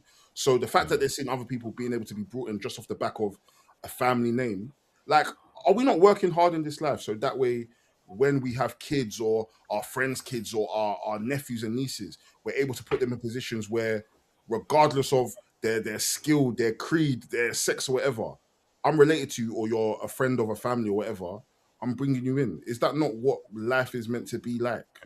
Like, of course, it's up to you as a person. Once you get to that position, it's up to you to showcase how good you are and prove to everyone. But why are people looking at Avery Styles as if he's the only person that is able to sign to a company just because he's wrestled 5 matches? Dominic Mysterio hadn't wrestled 1 match before he got signed to WWE. It was 1619 in Lucha Underground, but he signed off the back of being Rey Mysterio's son. His daughter hasn't wrestled a match, but she signed to NXT. She's starting her training. Eddie Guerrero's daughter, Sherilyn, she hasn't wrestled a match, but Booker T, she's at Reality of Wrestling. The Guns, I had barely seen anything of the Guns before I saw them in AEW. Hook, I didn't see shishi from this guy, but he was signed to AEW. Sting's son, before this guy even laced up boots, all man did was dress up like his dad. And Both of them, and he got signed. Granted, he's been training, he's been doing New Japan Dojo, he's wrestled a few matches, but prior to that, he got signed. So I don't understand, since when was nepotism a bad thing? I wish I had nepotism in life. But you see, now we're working hard, because I know if I'm in a good position and Lloyd hits me or Mex hits me, yo, Del, my son wants to do this, am I going to say to them, no, they have to work hard, they have to pick up chairs, they have to sweep the floor, they have to go and soak Gary, they have to go and descale fish before they come? No. Oh, your son wants a job? Of course. As long as he works hard, we'll reap the benefits. But I'm always going to be there, and vice versa. So I don't understand why people are so against nepotism. I don't understand it. It genuinely shocks me. Because in any other industry, I've never seen people really complain about nepotism like that. But in wrestling fans, this person doesn't deserve. There's 100 wrestlers that are more deserving. Name the 100 people that are more deserving. Name the 100 people. And also, another thing as well to add on, cool, nepotism is fine, cool. But when you're in that, as a Nepo baby, when you're in that position, bro, majority of them normally shine. Majority of the Nepo babies shine. Like, we've seen the pressure is even worse. Bro, the pressure is even worse, bro. It's even worse than phone, that too. Bro. Michael Jordan's son, one of Michael Jordan's sons, both of them got to play college basketball. But because they weren't good, bro, it was even worse for them. They were never going to be as good as their dad. Bill Watts' son got into wrestling based off his dad. He was fucking terrible. He was flipping terrible. We've seen time and time again wrestlers whose sons or children come into wrestling, they get signed, they do whatever, but the lights are too bright. Look at Ted DiBiase Jr. He had everything laid out for him. Everybody looked at him like, he's going to be more of a star than Cody. Then what happened? He was busy doing this. Fraud. and And fraud. he got back to fraud after. Like, the pressure's even worse as a Nepo baby. Look at the way Dominic Mysterio has so much pressure. Look at what he has to live up to. I wouldn't want to be Rey Mysterio's son and be wrestling. That's dark. I can't do what Rey Mysterio does. But he's managed to carve out a lane for himself and do what he needed to do. Look at Charlotte. Charlotte didn't even want to wrestle. and she's made the most of what she's been able to do, and she's made a living, and she's built her own legacy. So I say this to say, regardless, Avery got signed. It's well deserved. I think regardless of whether you put up chairs or whether it's your surname, if you got signed, it's because you deserve it. It's not up to him to showcase why he deserves it. And if he doesn't live up to the star's name, that doesn't mean that doesn't make him less deserving. It just means that he just wasn't. It just wasn't meant to be. That's it. It's not his career path. And can I just say, yeah, well, because I said in my post, it's deserved, and I've got a lot of these morons responding saying that, oh, he's only had 3 matches, he's only had 5 matches. How has he deserved it? Wrestling training is part of the journey. Like, you man that have done wrestling training will know there's risks involved there. There's frights and scares you'll have along the way. There's frustration where maybe you won't be able to do something. You can't do something. Your body's not letting you do something because you haven't got rid of that fear. Again, AJ Styles would have been this boy's primary teacher. So for you to pass the bar of your father, who is AJ Styles, to now say, okay, I think you're good enough, go out and maybe join a training school, go and get bookings, etc., etc. The boy has worked hard. The boy has worked hard. Yes, he hasn't had 100 matches or whatever, but he's worked hard to get to the point where he's being paid for bookings. That makes him a professional. If there's money being exchanged for him to do his job, he is a professional at that point. So the disregard of him working hard, the disregard of him having X amount of matches under his belt, like, I think people forget that he has been signed, yes, majority because his dad is AJ Styles and his dad has kept a very good, clean name in this industry. But also it's potential. Like, he doesn't have to be the finished article. The boy's 19. Like, and people here saying, oh, there's 100 wrestlers better deserving than him. Maybe they don't have the it factor. We always talk about everyone can wrestle. What you bring into the dance. Like, even if this guy is going to bring AJ Styles nostalgia to TNA and he makes their merch sales or whatever, he's bringing something. It's a moneymaker. Yeah, like I don't understand why people are so pressed by the fact that a man has been signed. You know, he's nothing but potential. We may not even see him on TV. He might just be wrestling on, what's that thing they have? Explosion. He might just be wrestling on Explosion for the next 4 or 5 months. Like, who knows? Yeah. Like, but and he's still going to be doing indies as well. TNA allows you to still do indies. So, bro, someone like a Brandon Collins, I don't even think Brandon Collins got to 10 matches before he signed to TNA. Like you said, people can get signed off of potential and what they bring to the table. You can say to me, yeah, there's 100 wrestlers that are way more deserving than Brandon Collins. Okay, cool. But Brandon Collins, before he went to TNA, was getting millions and millions and millions of views. So he's clearly bringing something to the table where, you know what, we see this as a factor.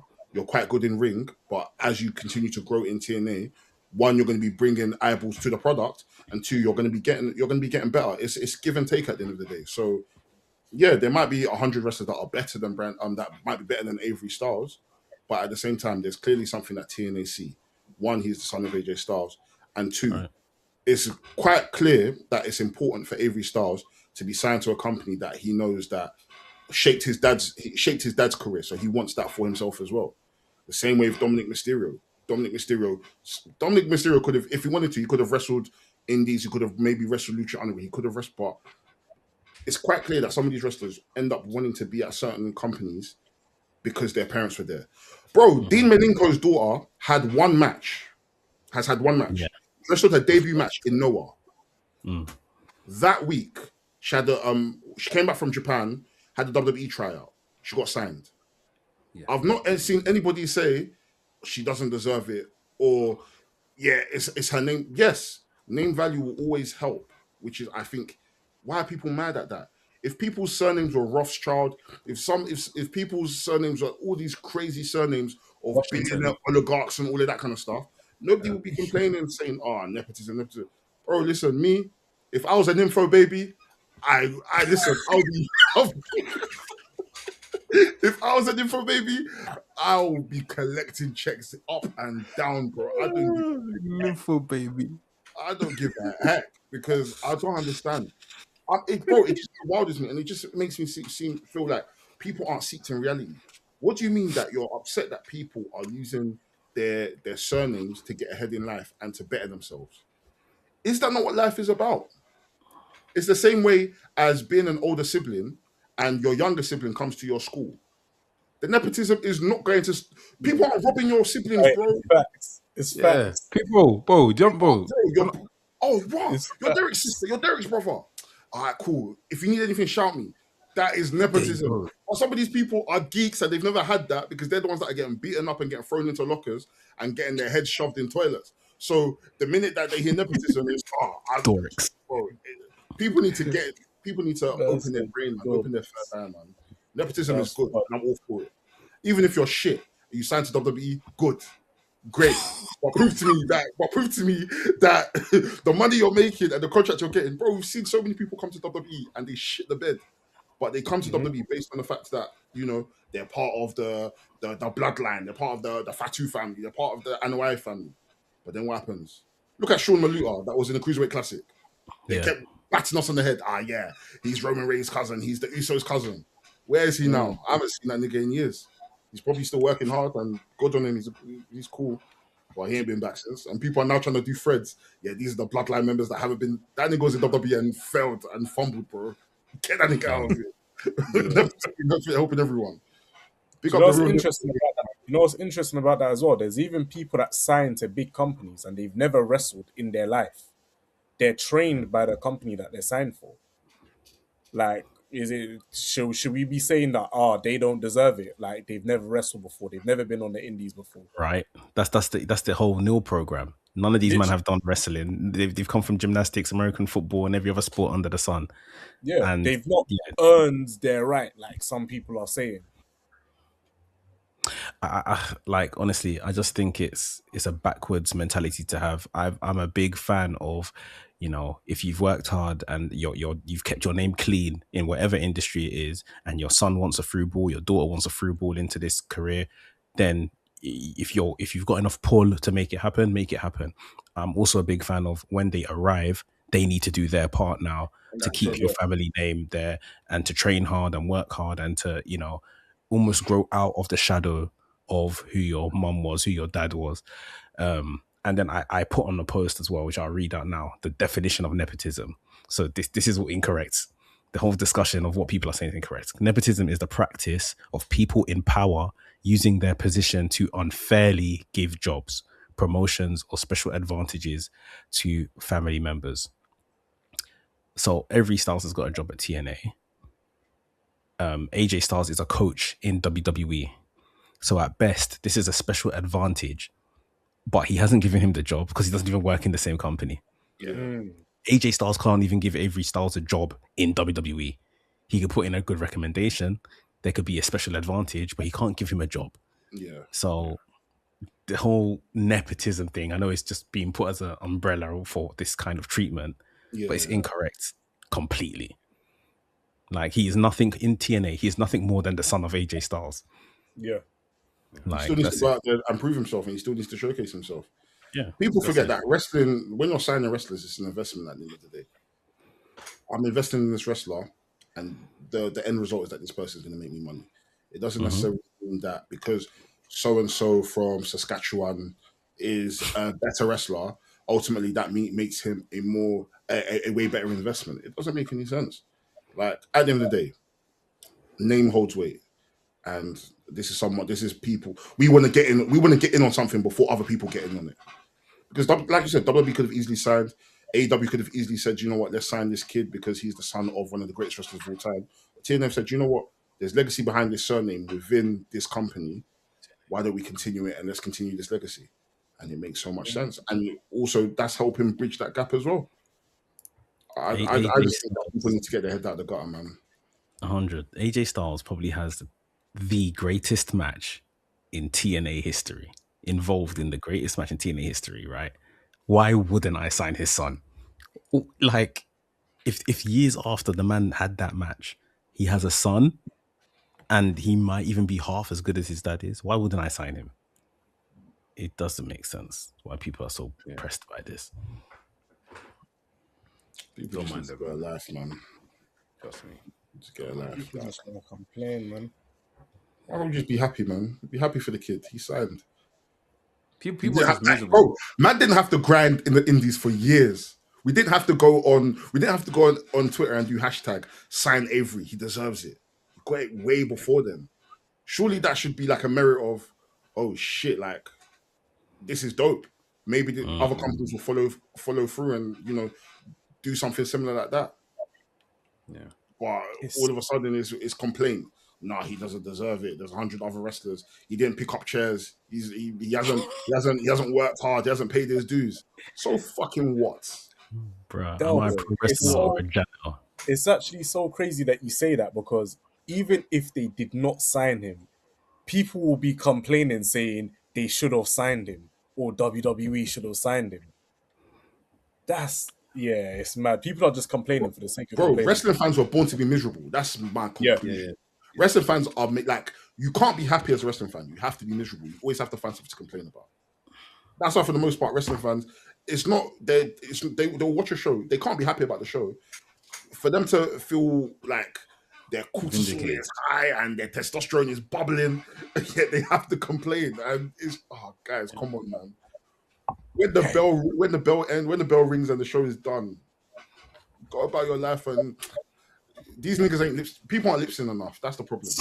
People aren't lip-syncing and people aren't knacking enough, and that's where the issue lies. If people had a release outside of wrestling, they wouldn't be so caught up on what nepotism are going through. Like, oh god, wrestling fans, fucking virgins, mate. Honestly, man. Just talk about what happened in WWE quickly. Obviously, if you guys watched SmackDown, Kevin Owens and CM Punk's match was pretty good. A bit shocked about how it ended and stuff. I thought Kevin Owens was going to get it there. Obviously, some interaction with Sami Zayn, which I think was done very perfectly. Very, very good. Very, very good. Did you guys get a chance to watch it? Yeah. That was a good match. WWE needed Kevin Owens back, man. Yeah, facts. WWE needed him back, man. He's what the game's been missing, man. Facts. Yeah. A real one. Facts. But I think the players, they get the title on Kevin Owens and Sammy Kevin at WrestleMania next year for the world title. Why are you saying that? Why? Not feeling it. My gripe with everything is, why does everything always have to be done at WrestleMania? Why do rivalries always need to be settled? It's the only place that matters. It's the only place. Yeah. Then that's a problem. They could do Survivor Series right now. But they'll see Survivor Series as a vehicle to WrestleMania. So everything leads to WrestleMania. Like, always remember the quote from Vince McMahon. WrestleMania, where it all begins again. So whether you have the match of Survivor Series, it's going to begin again at WrestleMania. Don't forget that. Where it all begins again. It's gonna remember that. Honestly, bro. Whether you have it, whether it's going to come. I personally don't like it, because it's just too obvious that that's the route that they're going. I don't like it when things are too predictable like that. I mean, predictable can be good, but it's just, take us the journey that you take us on, innit? But yeah, I think that's probably where they're going. And to be honest, if it's not that, then you're looking at Cody versus Punk at WrestleMania, which a lot of people probably don't want to see that again, and Cody win the title there again. So it's like, pick your poison. Yeah. Over in Raw, obviously, I was meant to message you guys about this. I saw it when I was on holiday. Hey, I can't lie to you, yeah. But Femi needs to allow the accent, what do you call it? The AF accent, yeah. Forget AF accent. Bring this American accent. Because when he said to Bron, yeah, tell me who the feature is, Paul. Who the feature, Paul? Bro, I was like, this guy, like, it's amazing. Did you watch Raw this week and that promo segment between Bron and Obafemi? Yeah, like good. Obafemi is light years ahead of Bron, and to be honest, I don't want to make it a Bron thing. Obafemi is light years ahead of a lot of the roster. when it comes I to think he's like his Roman Reigns. promo and stuff I think like he's that. like his Roman Reigns. In In terms of speaking, what? in terms of speaking, no, bro. I'm scared for Roman Reigns. Yeah, when Roman Reigns turns up and they have their program for the King of the Ring, whatever, when he cashes it in, whatnot. Yeah, when he steps in the ring with Roman Reigns, I can't lie. Roman Reigns might get cooked. He might get cooked. You know what the I'm not difference even lying. is? Roman Reigns has learnt, and it took him his sweet time. He's learnt to speak well and how to manage these segments. But even up to now, it does come across a bit very performative and stuff. Yes. With the jawline moves and the kind of like laughing and stuff. It still feels very performative, even though he's got a lot better at it. Obafemi's is just pure El Natural. It's mountain avian water. Like you just this second nature. The way I just saw man decimate Bron just very easily, just relaxed, like just speaking in that kind of, you know how Africans speak eloquently with their big words and stuff like that. He speaks like a presiding elder, like a presiding elder. Do you know what presiding elder is? That's the You know, guy. you know the elder that when there's problems in the village, everyone comes to him and we all sit around, ask around palm wine. This is the problem, sir. There's a even with his conversation and the way he speaks, there's an aura, there's a cadence that he speaks with that it's just like, I'm above you, I'm above this whole scenario sort of thing. Like Bron was there, like, and obviously Bron is a Steiner. He comes with the Steiner mannerisms and all of that kind of stuff. But you can see there's still an element of, I'm trying to remember my lines, I'm trying not to mess up my lines. With Obafemi is just like, so calm and just like, why doesn't this man have a world title over his shoulder when he's having this conversation right now? What are we waiting for? WrestleMania, of course, but like, he's ready. The guy's ready. Yeah, and even nothing as well. Yeah, go on. I was gonna say, bro, as I'm watching the promo, yeah, I'm trying to find a mistake in Obafemi, as in a slip up where he can, and I believe that there is none, and if there is one, he can easily sweep up again. That's how good he is. He's excellent, bro, and that's the spotlight of the week. Go on, Del, say? I was gonna say, like, even back to Mick's point about Roman. I feel like Roman's promos, it's gotten better in terms of like he speaks like very, very clearly now.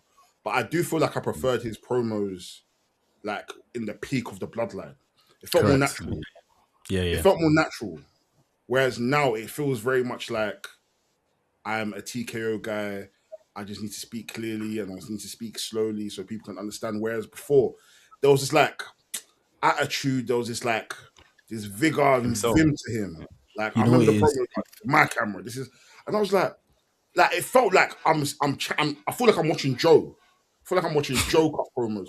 It doesn't feel like corporate Roman Reigns with the shiny new teeth that just wants to be able to say my lines and then go about my business, get in my red eye and go home. It feels now it's just very clean cut and I don't know, man. Like, I'm enjoying more of the Usos, hearing the Usos speak, even though they're very hokey and these are area boys, man. But I'm enjoying a lot more of their stuff. And like it's like hearing Roman with the Usos, it feels more unnatural now than it did before. It felt like when Roman was with the Usos, like the whole bloodline, it felt like they were all very cohesive. It felt like it just felt like niggas, innit? Without using the word niggas. It felt like niggas, whereas now it's like, oh, it's the big shot, or it's the big shot cousin, just around his hood rat cousins now.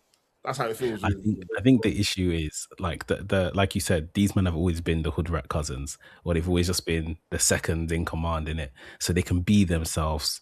They can be very natural with their promo styles and stuff like that. I think Roman is in this place now, like rightly, like when you said 2023, 2022 times, like he knew his character down to a T. He knew I'm a heel. There is no tweener about this. There's no face about this. I'm a heel and I can deliver heel promos. He's built himself to the point where he is literally the face of the company. And they've tried to make him a face. Currently, they're saying he's a tweener. I think as of last week, they're saying that the bloodline are all heels now as well. They're listed internally as heels. So it's like, when you keep messing with a man's character, it's going to affect how he delivers stuff as well. And it's not me making excuses for him. I think because of the status he holds in WWE, he's like, he can't say certain things and then go on like, you know, all their campaigns to help special needs kids and all of this kind of stuff. He has to kind of hold himself to a certain standard. So I think between how they see him as a ambassador for the company and how his character is and seemingly constantly changing over the last few months, it's the promos are good, but yes, they're not natural because he's just having to kind of fit a guy. But Obafemi he's basically ticking every box right now. He's just ticking every box. And when the match with Bron this Sunday, isn't it? Next Sunday. The next 2 Sunday. weeks. 2 weeks. Yeah. I still think like it's going to be sad somehow if Bron loses clean. I just think damage will be done. Like I don't know. I think they'll rebuild Bron. I'm beginning to think Bron might win the Money in the Bank because if I think Bron's gonna be over. That's what I was thinking. I think Bron's gonna be over. I think Bron, unless they cheat to win, unless they do some hokey stuff and Vision. I think there'll be I think hokey stuff will definitely happen. I also see something else happen. I also see a world where I think I said last time on the podcast a while back where Paul Heyman's gonna try and get Obafemi as a client. I can see that happening. If it goes the other way, if Obafemi wins, I think Paul Heyman will try and get things as a client. But maybe I think you're gone. Sorry, I was gonna say maybe we get the situation. It was Paul Heyman back in the day? Paul Heyman, Brock Lesnar, and Big Show. Yeah. And like Paul Heyman turned on Lesnar, was it? And joined the Big Show. Yeah. So maybe it's a thing where, because obviously right now Paul Heyman's been presenting that he is obviously in Bron's corner, but he's very pally and likes Obafemi. Maybe Paul Heyman just kind of makes a hard decision here that I'm going to low blow Obafemi to cost him the match, and Bron gets the win or something like that, and that just cements their relationship. But I think Bron could be someone that they look to win Money in the Bank. And Obafemi later on, when Obafemi is champion, Bron cashes in on him to kind of get his win back and win the world title. But yeah, I just think I don't see Obafemi losing this match personally. I'll be gobbed if he loses. Yeah, I think Obafemi's losing, man. That's mad. I didn't see that at all. Yeah, I feel like even the way that they're in the promos and stuff, it's like they're making it seem as if Obafemi's like just completely overstating. Yes, Bron. Like Bron has to put it out of the bag, otherwise it's. But then, like you said, I feel like if Bron is to win, it can't be by his own. It has to be hook or crook. Like he has to cheat to win. Yeah. Because for him as a heel, regardless of whether I've low blowed you or whether the vision or half vision or whatever they're seeing, I don't know what their vision is. Blind. Wherever it is, like there has to be some sort of like. Why would I care? I've beat you. Let me move on from you now. Like I've proved to you that I'm better than you. I've beat you. Let me move on. Do you know what I mean? Yeah. Yeah, but yeah, we'll see, man. I think they're trying to make this Sunday night main event quite big with the match they've got coming up and stuff. So we'll see how it goes, man. It's in 2 weeks' time. When's all in? When's all out? Sorry, September sometime. I can't remember. Is that same time as thing as Saturday night main event? Probably knowing these lot because it's Sunday night main event. Yeah, it's 26th of September. 10th December, and Sunday night main event is Sunday night main event is also on the 6th of September. No wait, 6th of September? Yeah, 6th of September in Atlanta. So yeah, completely far away. Okay. But I feel like they're trying to stack this card up. I don't know what else is going to be on that same day, but they're trying to stack it, man. So we'll see. We'll see how it goes. And obviously, things having a match as well. I like this stipulation, by the way. I don't know about you guys, but I really like the stipulation. What match you talk about? With Lil Yachty. He has to survive 5 minutes with Baron Corbin. I think that's such a... I like that. I like that survival thing. Like, what do they mean survive? Like, what? He can't get pinned. He can't get pinned. He has to basically last for 5 minutes. Baron Corbin has to finish him in like 2 seconds, bro. But if he runs around, what next? I'll run around the ring. If he runs around, count out, no? Like this is where you're gonna have to kind of suspend your belief because like how can't a professional wrestler, how can't the current US champion just catch this guy and swat him like a fly? Yeah. True. So I don't know how they're gonna do it, because I'm not trying to see Yachty run around for 5 minutes either. If it's just like 30 minutes of cat and mouse, and he's trying 30 seconds, sorry, of cat and mouse, and he just jumps out the ring and runs, like, you can buy that in it before Baron eventually catches him. But like, don't give me Candlestick? 5 minutes of. Candlestick, the white So one. what is he gonna be flogging Baron Corbin for 5 minutes? Is that what you're saying?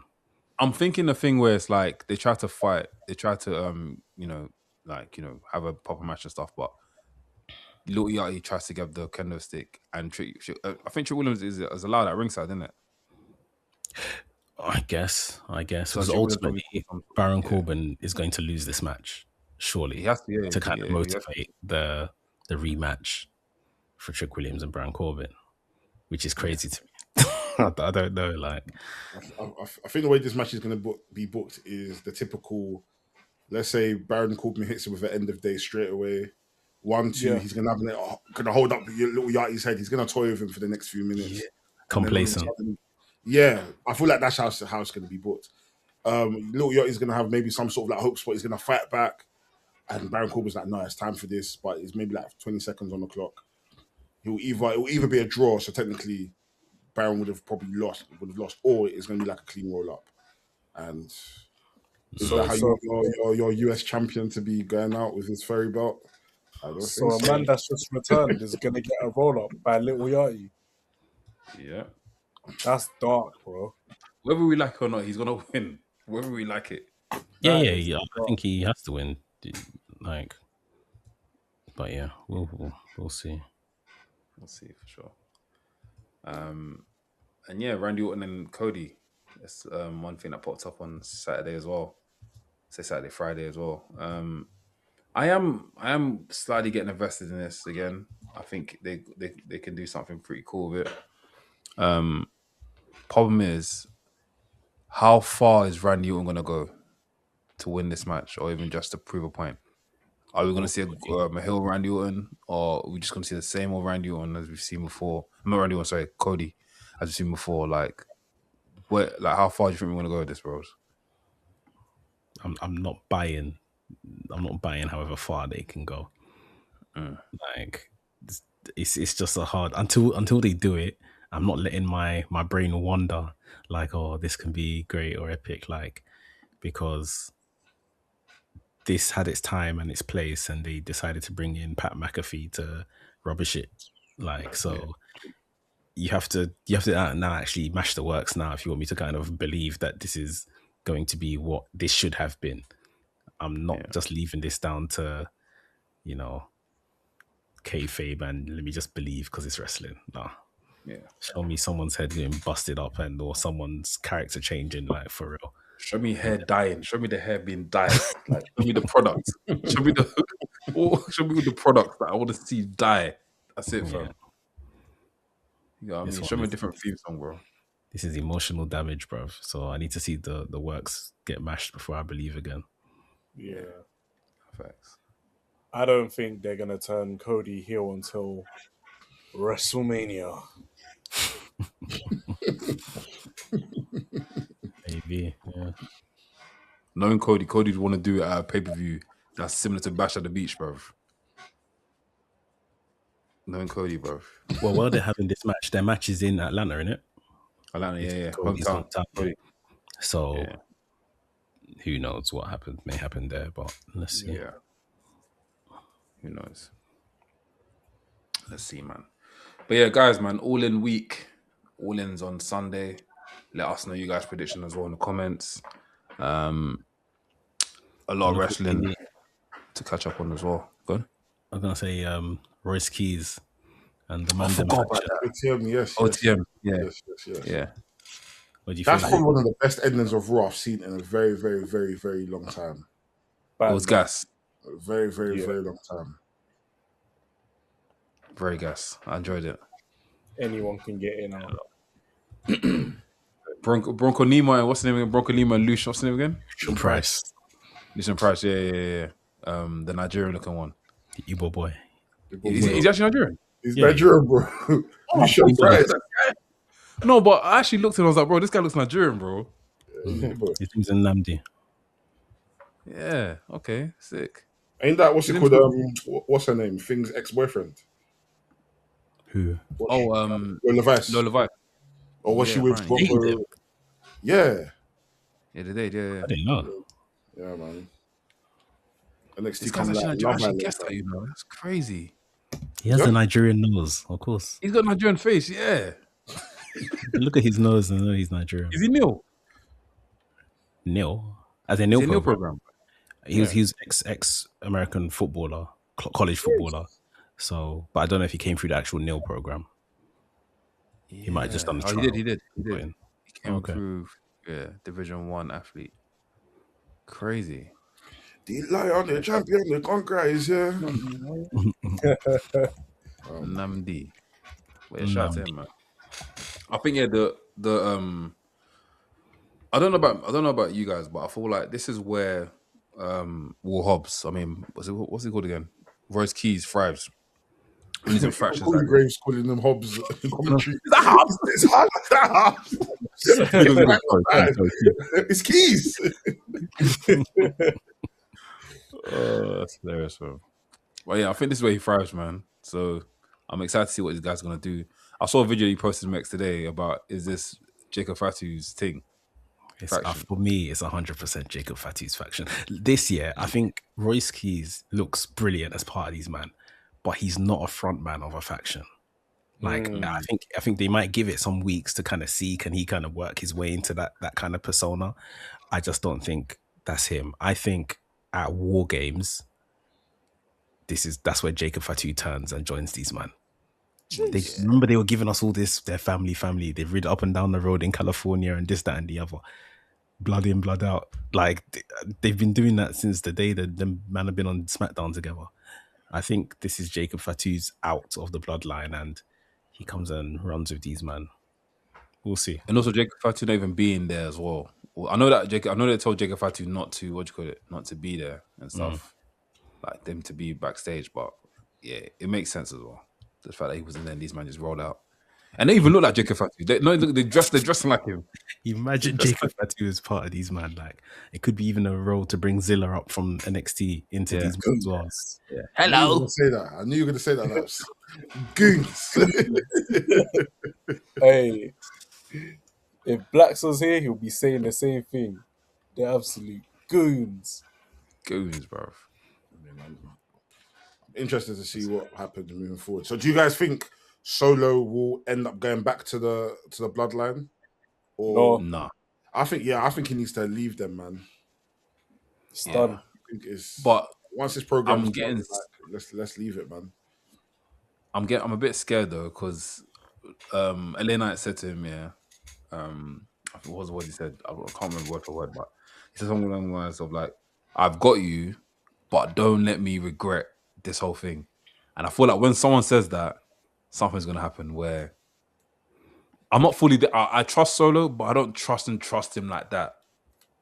Do you get what I mean? Because I feel like he can just switch any minute. He's doing all this funny stuff, peel, but when shit hits the fan, we know how Solo is. Solo can turn it on. Yeah. So yeah, LA Knight needs to tread carefully. I kind of feel like, and I don't know this, I'm just here assuming, I think they wanted to put Solo back into the bloodline, maybe at the last pay-per-view or whatever it was, when they done the 6-man, I think it was. And then just because of how well the Solo experiment is going, I think they're just letting it ride right now. Maybe when it's not as hot anymore and people are quote unquote over it, they will put him back in the bloodline. At the same time, I think like at Money in the Bank, I think it's fairly obvious we're probably getting Roman Reigns versus LA Knight for the title. Yeah. And there's two eventualities. Solo can either cost LA Knight and Roman retains, or Solo could help LA Knight win the world title. Yeah. And right now, just myself, I'm just like 50-50 that Solo is going to play a part in the finish of that match. And it's completely 50-50 where it goes. Mm-hmm. And I'm not saying LA Knight is going to walk into WrestleMania as the champion, because he's probably not. But like, I feel like they're using Solo here to almost help recharge LA Knight which sounds crazy because LA Knight's been over, but yeah, to kind of just bring it more prominence, and he's going to be the deciding factor in whatever happens at Money in the Bank. Exciting times, man. Exciting times. I don't mind if LA Knight pins Roman with Solo's help. Like the roof will leave whatever building they're in. I think it'd go crazy, but I will levitate and I will transport myself to whatever stadium that place is in. I need that win. I can't lie to you. I wouldn't mind that at all. Need that.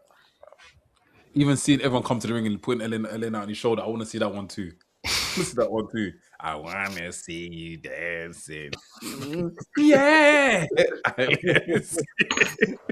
And that theme song was cold as well, bro. Oh yeah. I want to see you dancing. But yeah, shout out to everyone, man. Let us know in the comments how you feeling about this week of All In coming up. Also, the stuff we discussed today with LA Knight. Quickly, before we round up, this World Heavyweight Title tournament has been exceptional. Oh, the Mexican qualifiers has been absolutely excellent. Dragon Lee and Ray Phoenix, sensational. Has been excellent, man. And sometimes it's just as simple as letting wrestlers go out there and do what they're great at. Yeah, be invested. And people that I've never seen them talk about Dragon Lee are talking about Dragon Lee as if this is not shit he's been doing for the past 10 years. Right. But again, sometimes it's all you need to do. Sometimes you just need to pick people in positions and just let them wrestle. Ray Phoenix and Dragon Lee smashed up the place this past week. There was a match last week as well. Fiscal and Ray Phoenix. Was that the one? Fiscal, he looked like the Black Ranger, like Black Power Ranger. Yeah, I know who he is. I'm trying to remember which one of the two. Maybe it was that one. Ehijo, what's the name again? What's the guy called again? Oh, Wagner versus Dragon Lee. 3G and was it Dragon Lee? Yeah, Dragon Lee.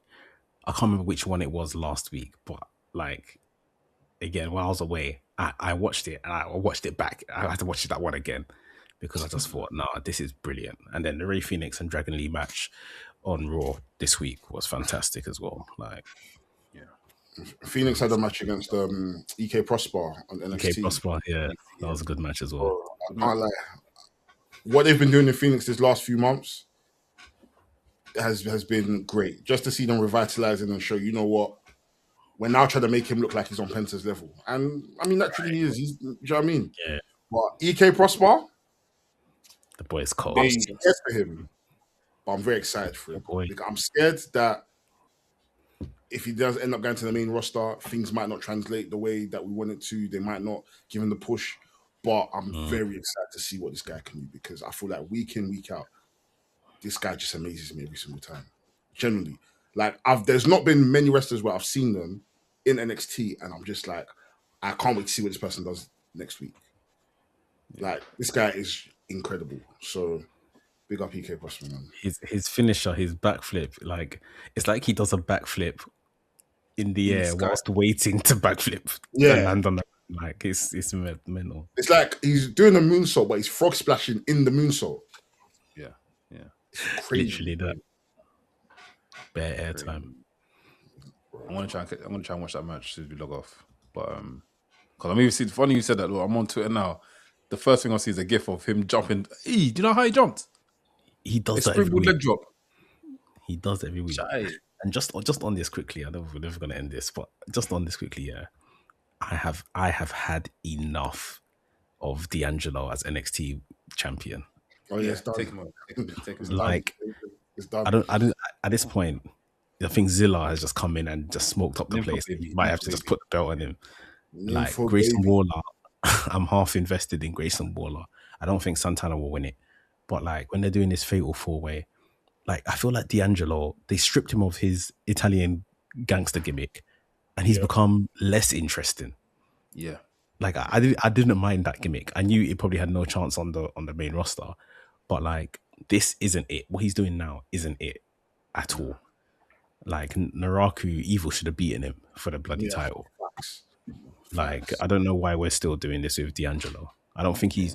I don't want to say it, but like I don't think like he's showing enough to maybe keep a job long term there. The way they just get rid of people, which is unfortunate.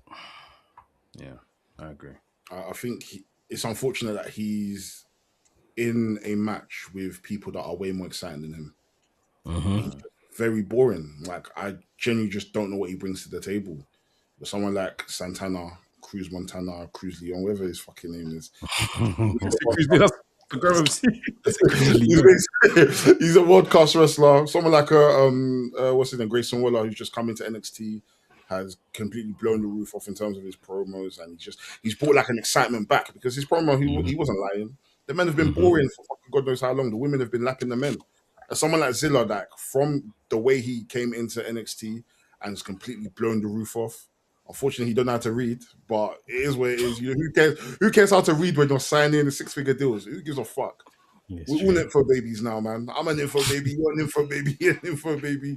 So many. It's just unfortunate that he's put himself in a position where he's facing people that are just way more exciting than him. Even someone like Naraku that came in, he had such a sick entrance. He was telling this whole story like, I'm here to protect you because I want to be the one to take the belt off you. He's in programs with people that I clearly want to root for more than him. It reminds me of that guy that was meant to face Undertaker years ago. They put promos of him on TV, and then him, yeah. They pulled the plug. They said, "Nah, this ain't happening anymore." That guy, that was the English guy that had a brick wall behind him. What was his name again? I forgot his name. He tag team with Moxley as well. Yeah, I forgot his name. Like, it's just boring. Like, used to do Gabagool and used to do, but now you're just angry and wear black. It's mad to think that stuff was over though.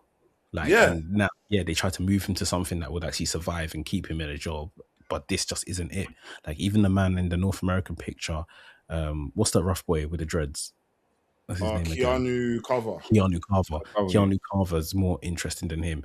Cam Hendricks is more interesting than him. Shaquan Sugars is more interesting than him. Like, it's long for him. Like, it's very long. Do you know what this reminds me of? Back in the day, at Night of Champions, when Sheamus was the champion, he came out first, and everyone else that came out after him was like a banger after banger. He had John Cena, Randy Orton, Edge, Chris Jericho, and everyone's just watching Sheamus in a ring like, brother, you're gonna lose your title because you're the least interested one out of them. That's what it feels like. Obviously, Sheamus is that guy now, but like back then. Sheamus might show up in the bloody gauntlet. That'd be dope. He's free now, isn't he? Yeah, I think he's free. I think so. Even Dragunov's free as well. Is Dragunov free?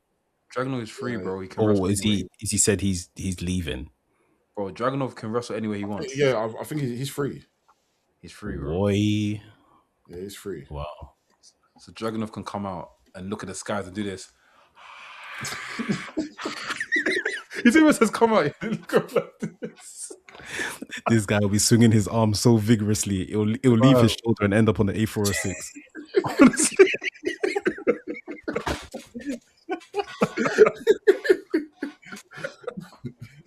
Oh, that's gonna be gas, though.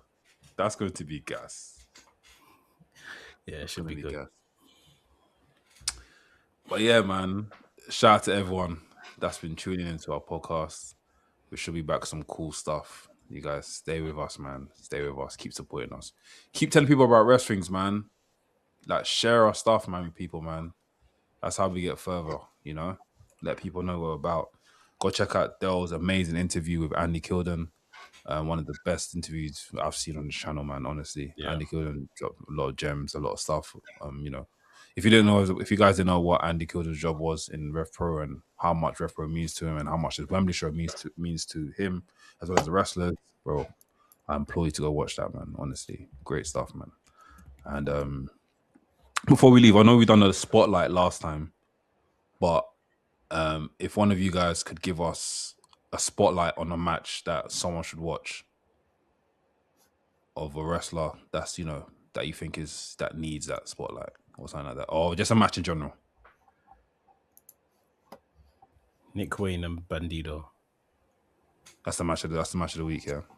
Yeah, I think that match was very, very impressive. And like I said earlier, I think Nick Wayne is just on a revival tour. Like, I hope there's something for him in all the work he's putting out. For an AEW, they can like start really showcasing him, platforming him well, like they do with the other young stars. Yeah, nice, man. Yeah, guys, go check that match out. Ring of Honor, Death to Dishonor, which happened last week. Go check it out, man. Before we go, guys, get your tickets to the next Hustle Show, 6th of September. You'll get tickets to that. Also, the Electric Brixton show as well. The next week, yeah. It's 3rd of September. 3rd, I think. 3rd of September. 6th of September. That's Sunday. Go to Colour Factory on a Sunday. Sorry. 6th of September, I've got to make sure it's on that main event. So yeah, 3rd of September, go get your tickets for that, as well as the Electric Brixton show as well, which is going to be one of the biggest shows in Hustle of all time this year. Go get tickets for that. Very big show. Production, Shindash Prod. So going to be there. All that sort of stuff. So go check it out, man. And also, guys, let us know, man. We're trying to bring back Banger Bandido as a term on this podcast, man. Let us know what matches you guys have watched, what that we should go and watch as well. Any Banger Bandido matches. If you guys are not Banger Bandido is basically a 5-star match. Let us know in the comments, man. You know what we should go and watch, and we'll try and review it and talk about it in the next show. You know. But yeah, any more announcements, guys? Just keep liking, keep subscribing. Come join the members. You know, we've got an amazing Discord with amazing community. Yeah.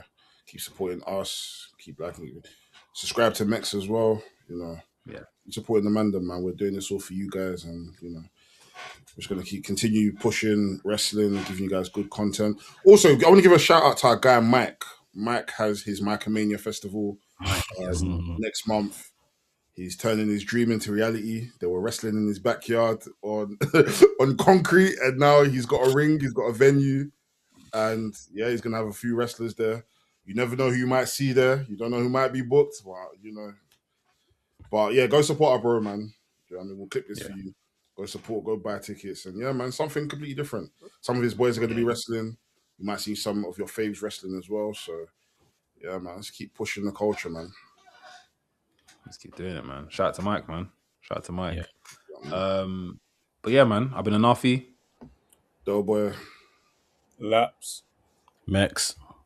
Wrestling's podcast, the coolest wrestling podcast in the world. Hope you guys enjoy it all in by the Mandem for the Mandem. What's up, people? It's your boy Mex, the WrestleManiac, if you will. Please make sure you like, subscribe, and comment. And we appreciate your support as always.